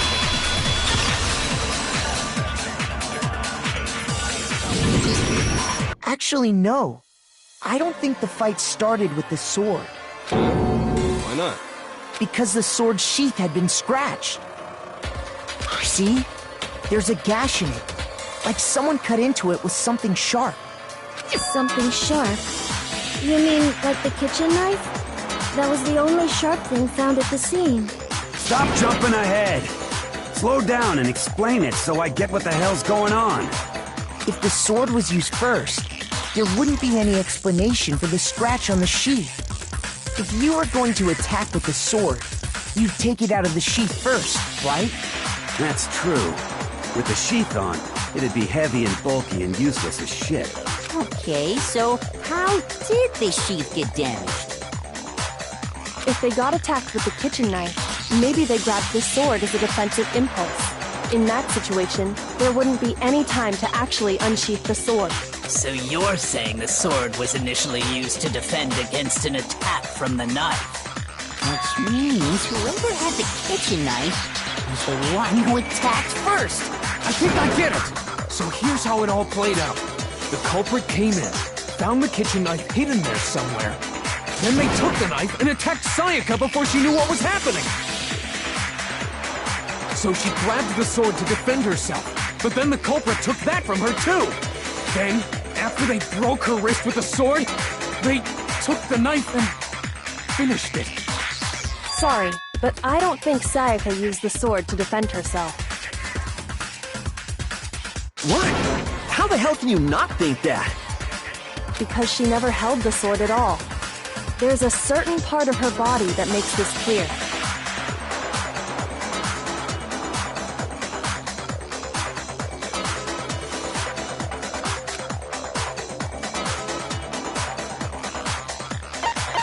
I got it! You're talking about her palms, right? The palms of her hands were perfectly clean. So How can you know that just by looking at her palms? like I said before, the gold coating on that sword comes right off. All you have to do is touch it. In fact, if you look, you'll notice that a lot of the gold has already come off the handle. It's safe to assume that's because whoever used the sword got some of it on their hands. There's really no way she could have picked it up and come away completely clean. Maybe she washed her hands after she escaped into the bathroom. Sorry, but I don't think so. Why do you say that? Is it because you think I'm ugly? No, that's not it at all.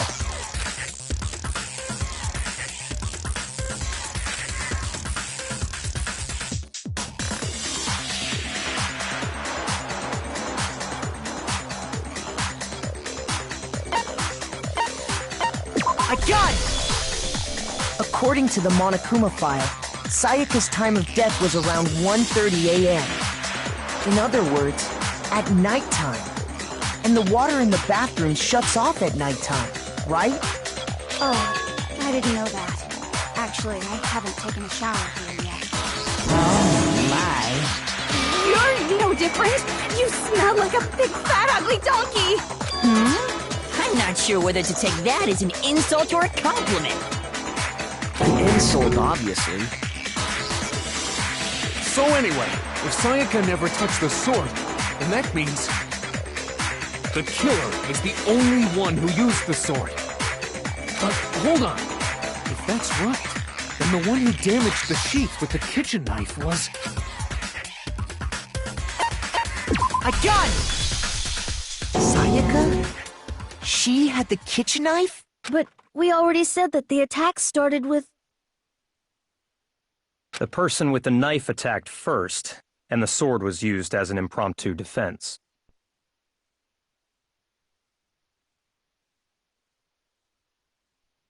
Then the one who attacked first was...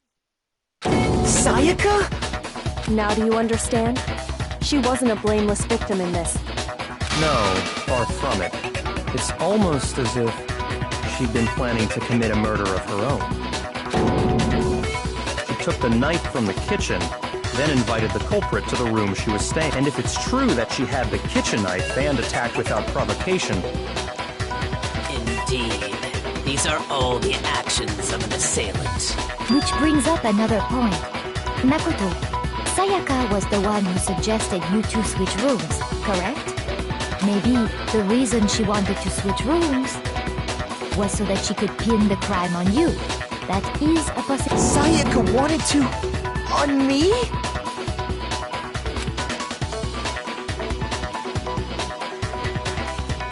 That would also explain why she would switch the nameplates. She wanted to get whoever she had targeted to come to Makoto's room where she was staying.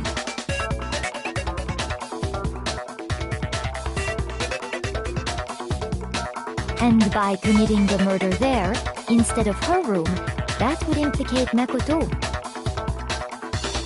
But for that to work, the target had to be lured out while still keeping the room swap a secret. If the target knew she had switched rooms, they would have become suspicious right away. So all that's why she switched the names? But doesn't that plan seem a little risky? For one thing, even if her plan worked, Mr. Naegi would just tell everyone they'd switched rooms. I don't know. I'm not sure our soft-hearted Makoto is capable of that kind of cutthroat behavior. I'm sure Sayaka realized the same thing, which is why out of all of us, she asked him to switch rooms. Plus, she was the ultimate pop sensation. A totally forgettable kid. Or a national superstar. Who are you more likely to believe? Wait, then you're saying she had this all planned out? Holy shit! But in the end, her plan backfired. She launched her attack with the knife, then found herself under attack in turn. That must be when her wrist got broken, and she was forced to drop the knife. The tables were suddenly turned on her, and she died at the hands of the one she'd planned to murder. Just hold on! That can't be true! Because... Hey! You guys have totally derailed the argument! You're being super boring right now. Come on, hurry up and decide who did it! Wouldn't it be awful if I had to punish you all just because you ran out of time? Oh yeah, we gotta decide who we think did it.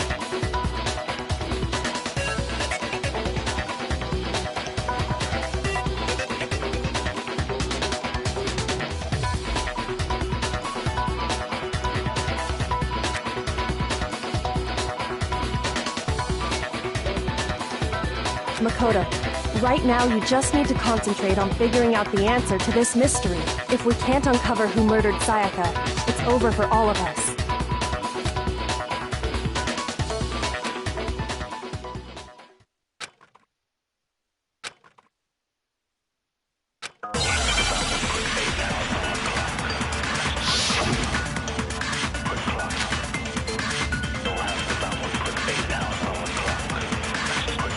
It's easy just to say, hey, decide who did it. But there just aren't any more clues, right? Very well. Then let's review all the clues we've found up to this point one more time. Do we really have time for all that? Die! If we don't do something, we're all gonna die!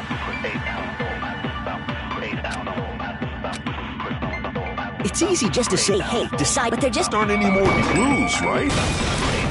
No, that's wrong!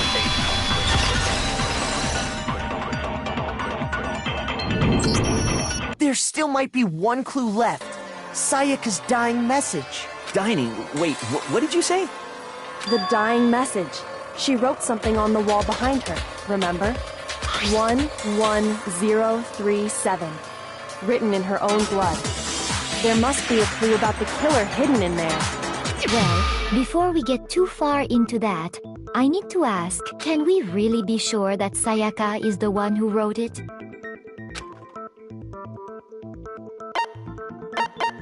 I got it! Her left index finger had blood on it. That could only be because she used that finger to write the message. I see. She broke her right wrist during the fight, so she'd have to use her left hand to write. Sure. I think we can all agree Sayaka wrote it. But still, what the heck do those numbers mean? 11037?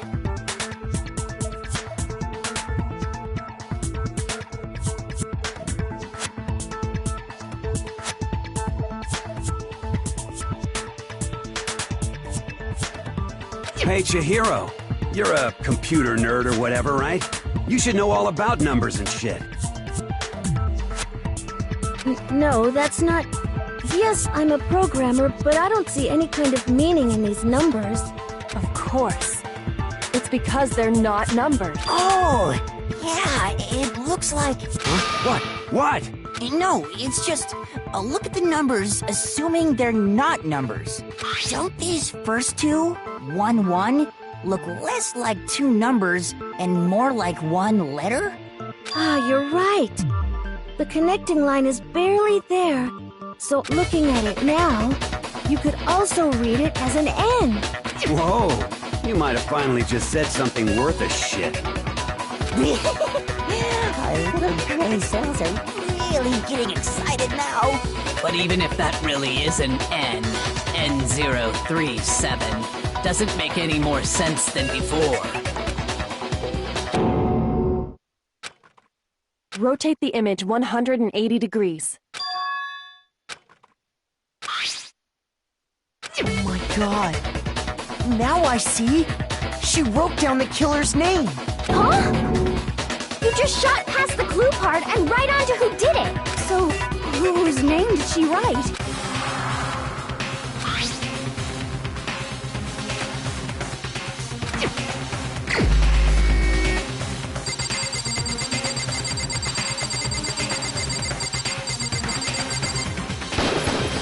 Here's my answer. The key to solving this mystery was simply to rotate the writing 180 degrees. If you turn the message around, it becomes the letters L-E-O-N. L-E-O-N. Or more accurately, Leland. What the hell are you talking about? It's just a coincidence. It's just a bunch of random squiggles that happen to look like my name. No, it's not random at all. She wrote that message on the wall behind her as she was leaning up against it. In that position, she couldn't move to write normally, and had to write upside down, as it were. And as a result, when you look at it standing in front of her, it ends up getting flipped. Try it for yourself if you want. Write something sitting like her, and the letters will be inverted. That sounds like one hell of a stretch to me. I'm the killer? You can't just go and say shit like that. If you're not the killer, then why did you try to destroy the evidence? Huh? You know what I'm talking about, right, Makoto? The evidence Leon tried to get rid of?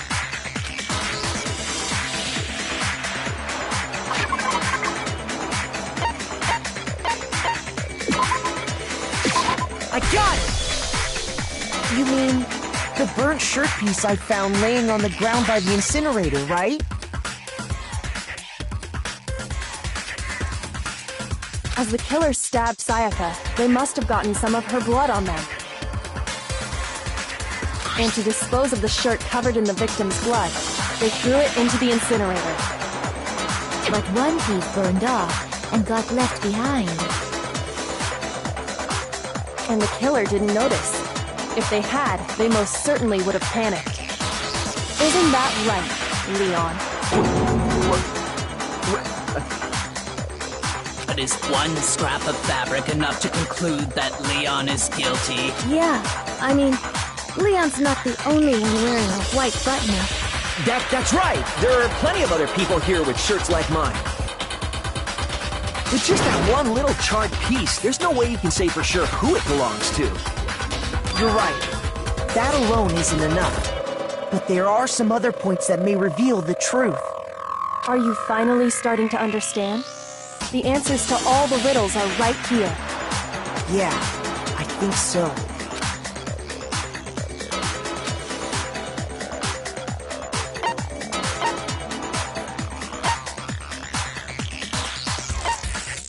I got it!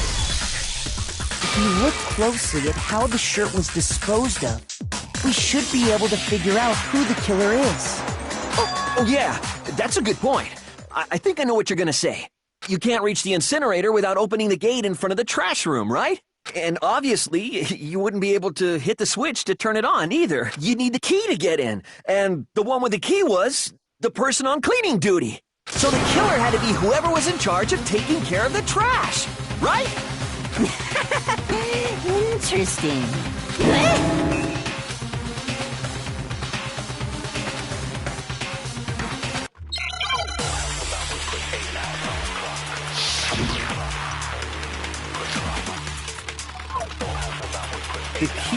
trash room.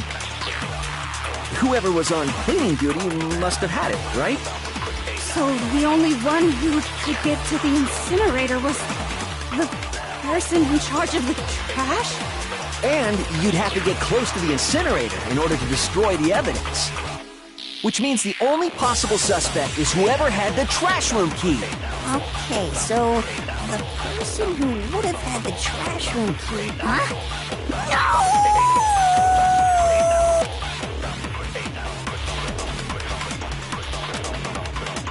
The key to the track, whoever was on cleaning duty must have had it, right? So the only one who could be the person in charge of the trash?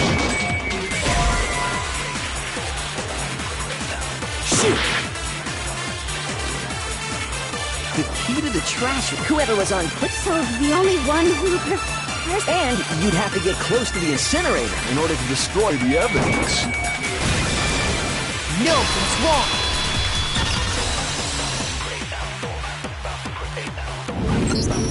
Hold on.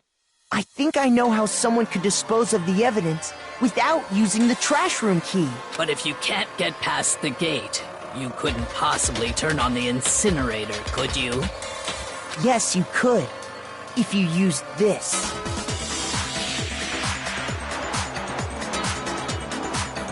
What is it, some kind of glass ball? It's busted to hell. Actually, it was supposed to be a crystal ball, but, But how would you use it?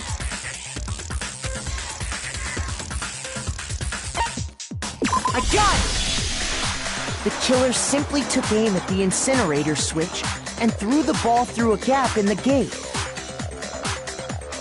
All they had to do was hit that switch, and the incinerator would come to life. Someone threw a gap in the gate? Remember what you said before, Hifumi?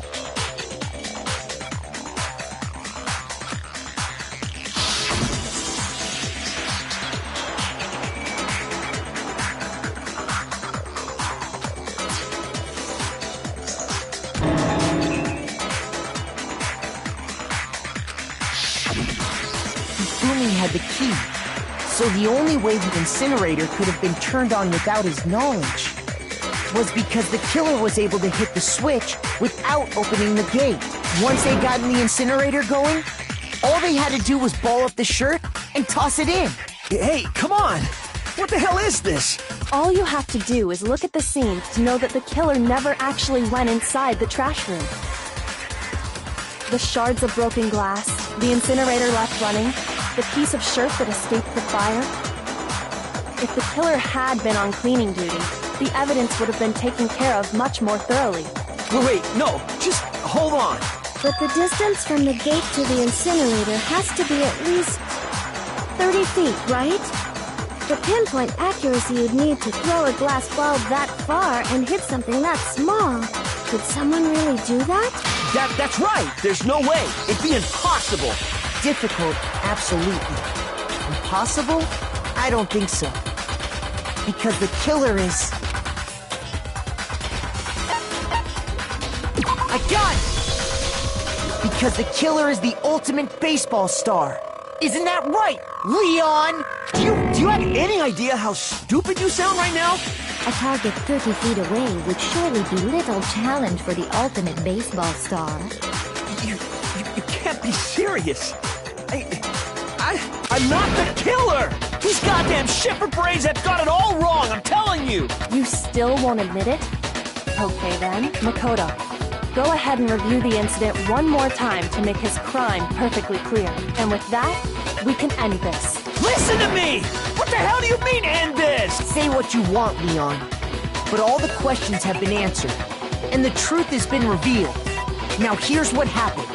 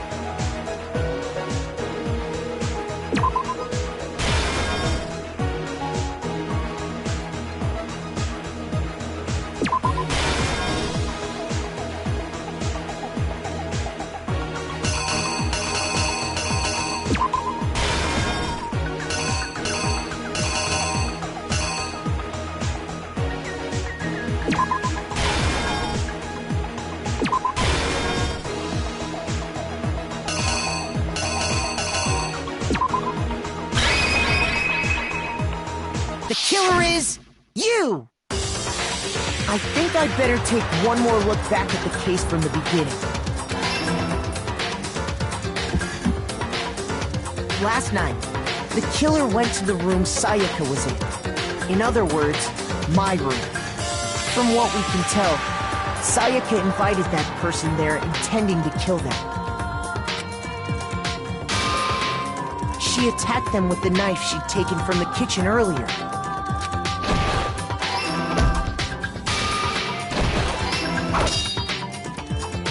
But then something happened that she wasn't prepared for. They grabbed the fake sword I put in my room and fought back. During the struggle, a strike from the sword broke Sayaka's right wrist.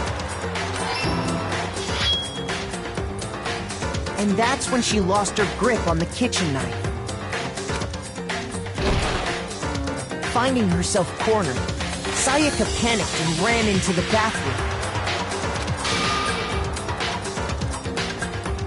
The killer went after her, but couldn't get the bathroom door open. What they didn't know was that my bathroom door got stuck easily, and there was a trick to opening it. Sayaka knew about that because I told her, but of course the killer had no way of knowing.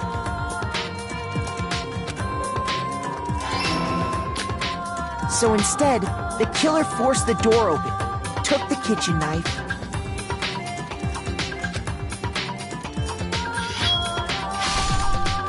and stabbed Sayaka.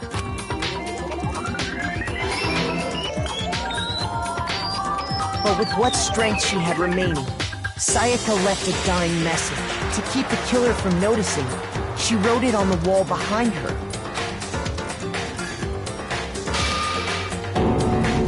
And with that, all her strength was gone. With Sayaka dead, the killer quickly began destroying the evidence.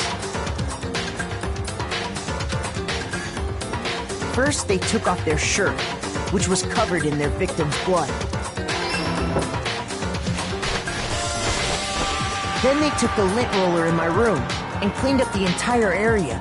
They wanted to make sure they got rid of any trace they'd ever been there. Afterwards, the killer headed to the trash room to destroy their bloody shirt. They tried to burn the shirt using the incinerator there, but the trash room was blocked off by an especially sturdy gate, preventing access to the incinerator. So they came up with a plan to use Hiro's crystal ball. The killer managed to throw the ball through the gap in the gate and hit the incinerator switch. For any normal person, that'd be an impossible throw. But the killer had the confidence to take a shot. And that's because the killer was the ultimate baseball star. The crystal ball, thrown with absolute precision, hit the switch on the incinerator, which then quickly roared to life.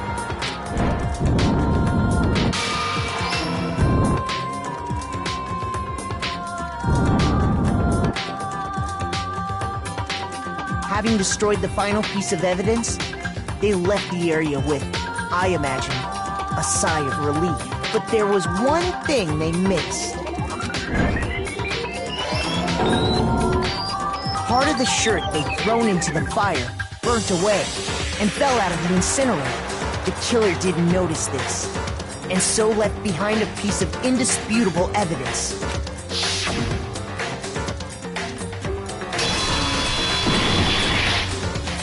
Isn't that right, Leon?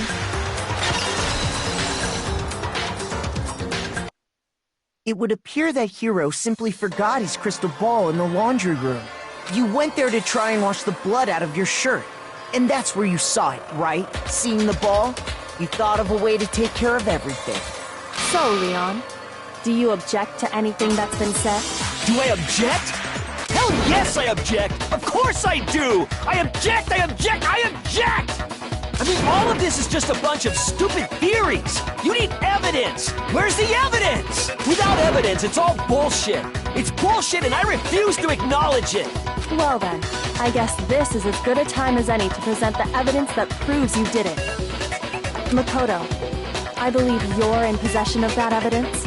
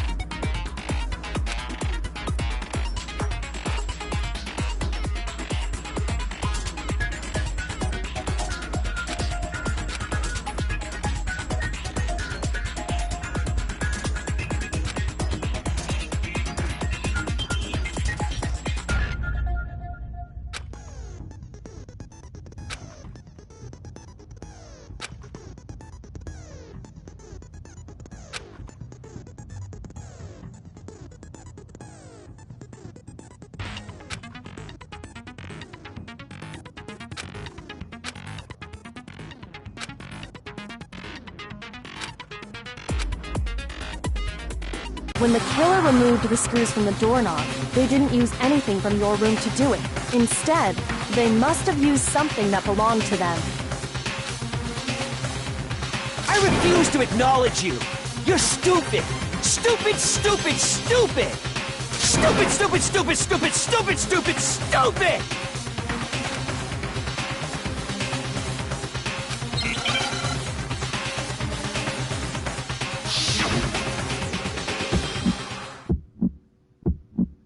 Where's your proof? You kidding me? Not a chance! It wasn't me! Stupid! You lied! Stop talking! Shut up! Where's your proof? You kidding me? Not a chance! Stupid! You lied! Shut up! Where's your proof? You kidding me? Not a chance! It wasn't me! Where's your proof? This should prove it!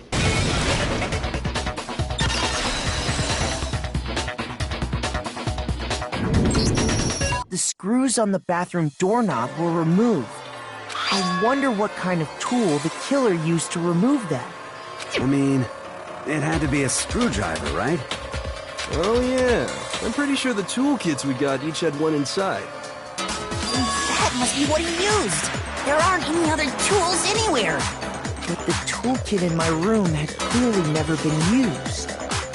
That's because the culprit didn't know it was your room. They thought they were in Sayaka's room. Only the boys got toolkits, so the killer naturally assumed there wouldn't be one in there. Okay, then whose toolkit did the killer use? Stupid, stupid, stupid! It had to be their very own toolkit. Stupid, stupid, stupid, stupid, stupid! Leon, would you mind showing us your toolkit? If I'm right about this, then the screwdriver will show some evidence of being used. Stupid, stupid, stupid! Huh? And if you say you used it for something else, you'll have to explain exactly when, where, and why. And let me say this right now. I lost it isn't an excuse at this point. Stupid. Stupid.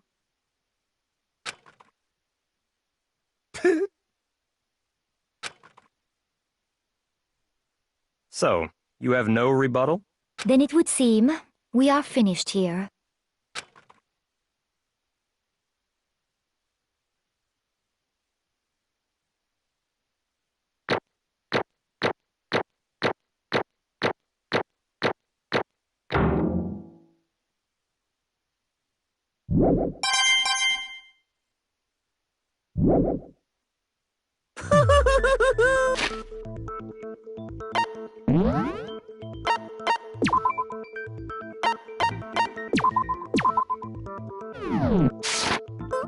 Looks like you've reached your verdict. Then are we ready to cast our votes?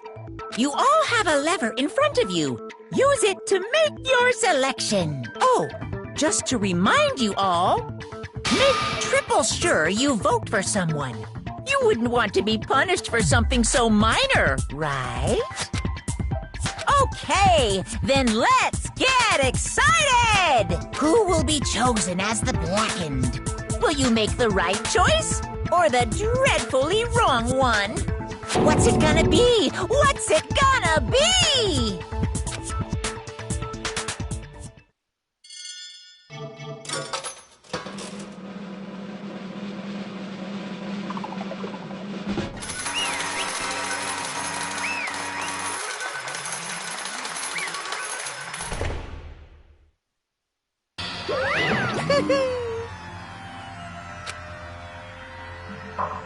Yoo-hoo! Huh? Hey, hold on.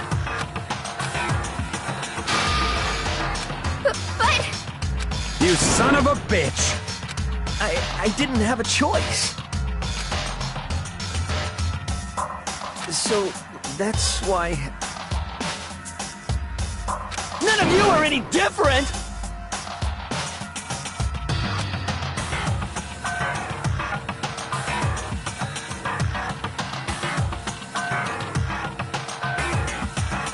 I was just... unlucky. That's... Hey! Come on!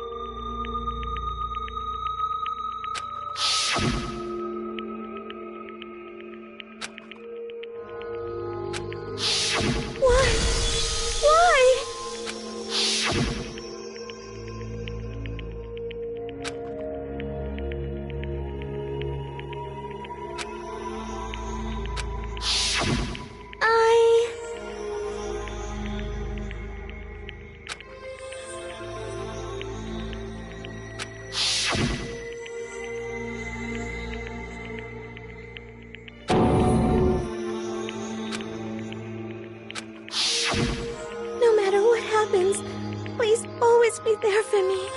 I need you on my side.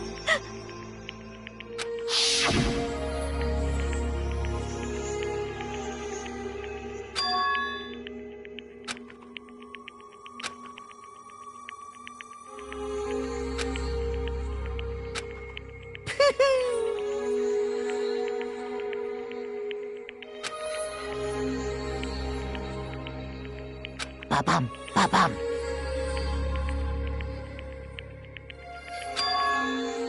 Phew!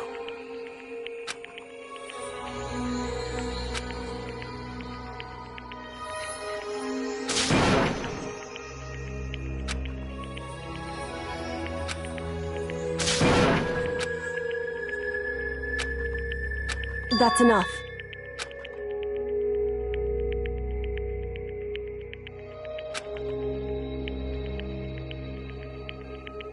Calm down.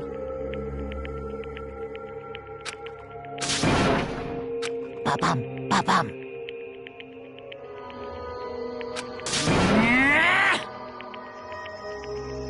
Yes, indeed.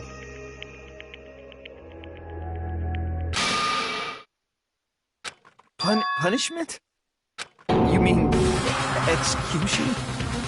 Wait a second! Yeah, that's it.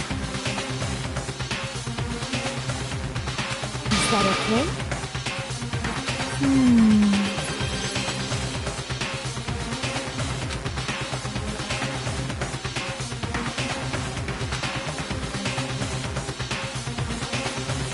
Do you understand? So, Oh!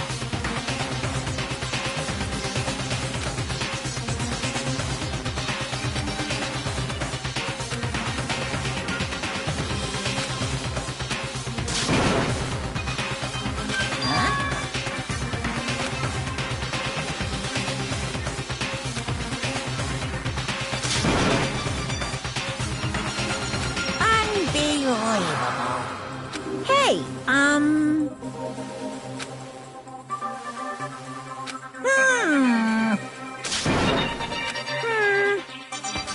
Thrills, chills, kills! I'm begging you! Please, don't do this! Hey, come on now.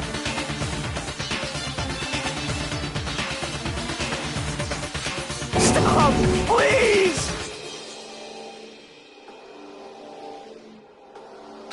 Now then, I've prepared a very special punishment. No, no, no, no, no, no! Let's give it everything we've got. It's punishment time! No!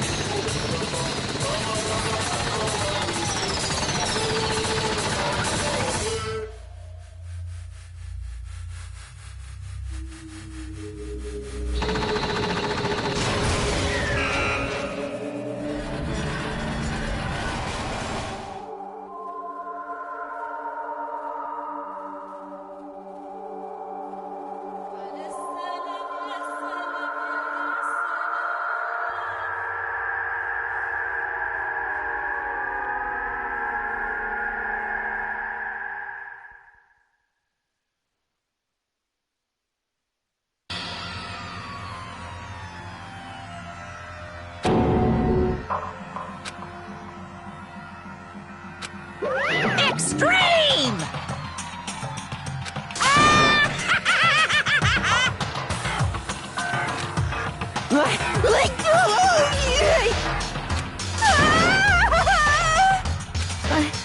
I can't take it.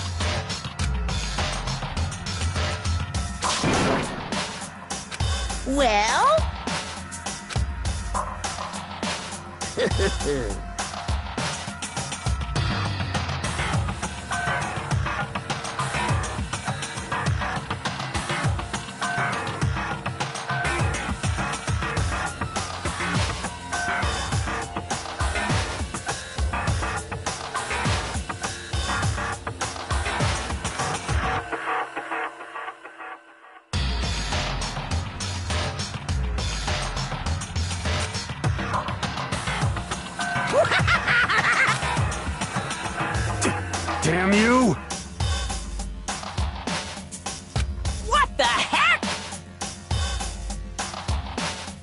What?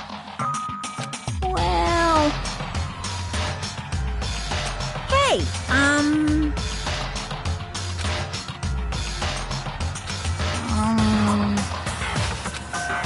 Shit.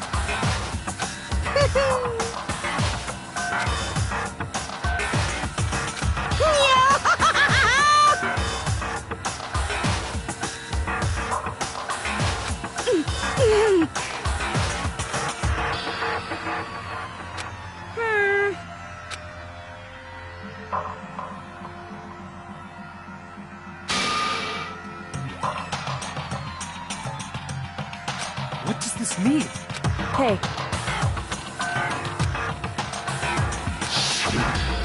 thrills, chills, kills! hey.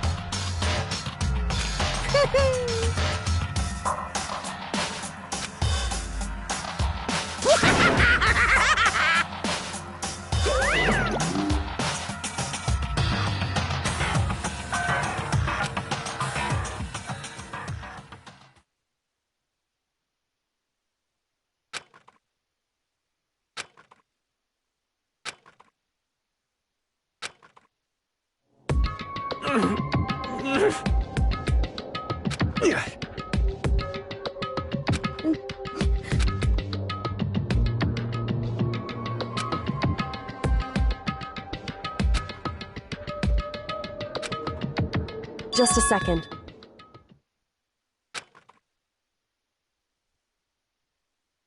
Makoto.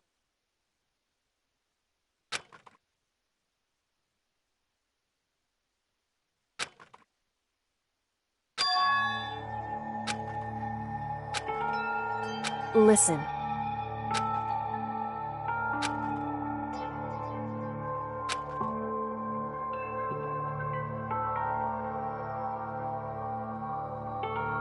It's true.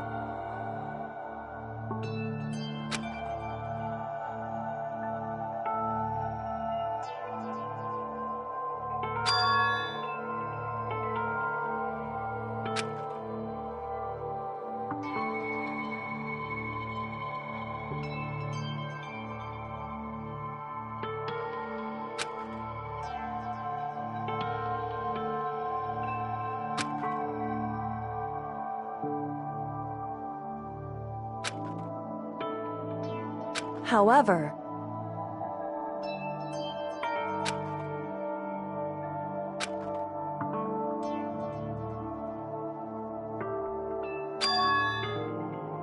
so...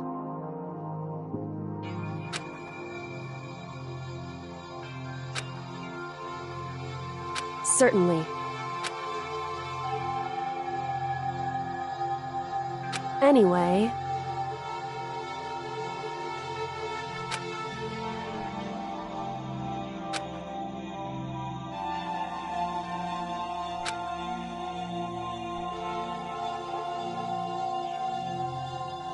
Right.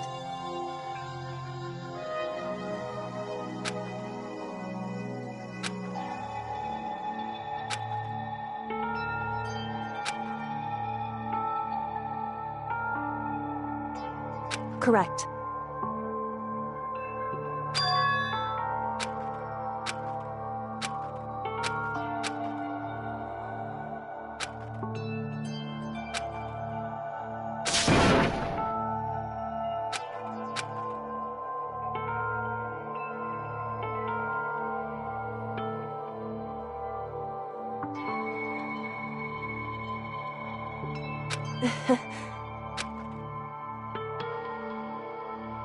Hey.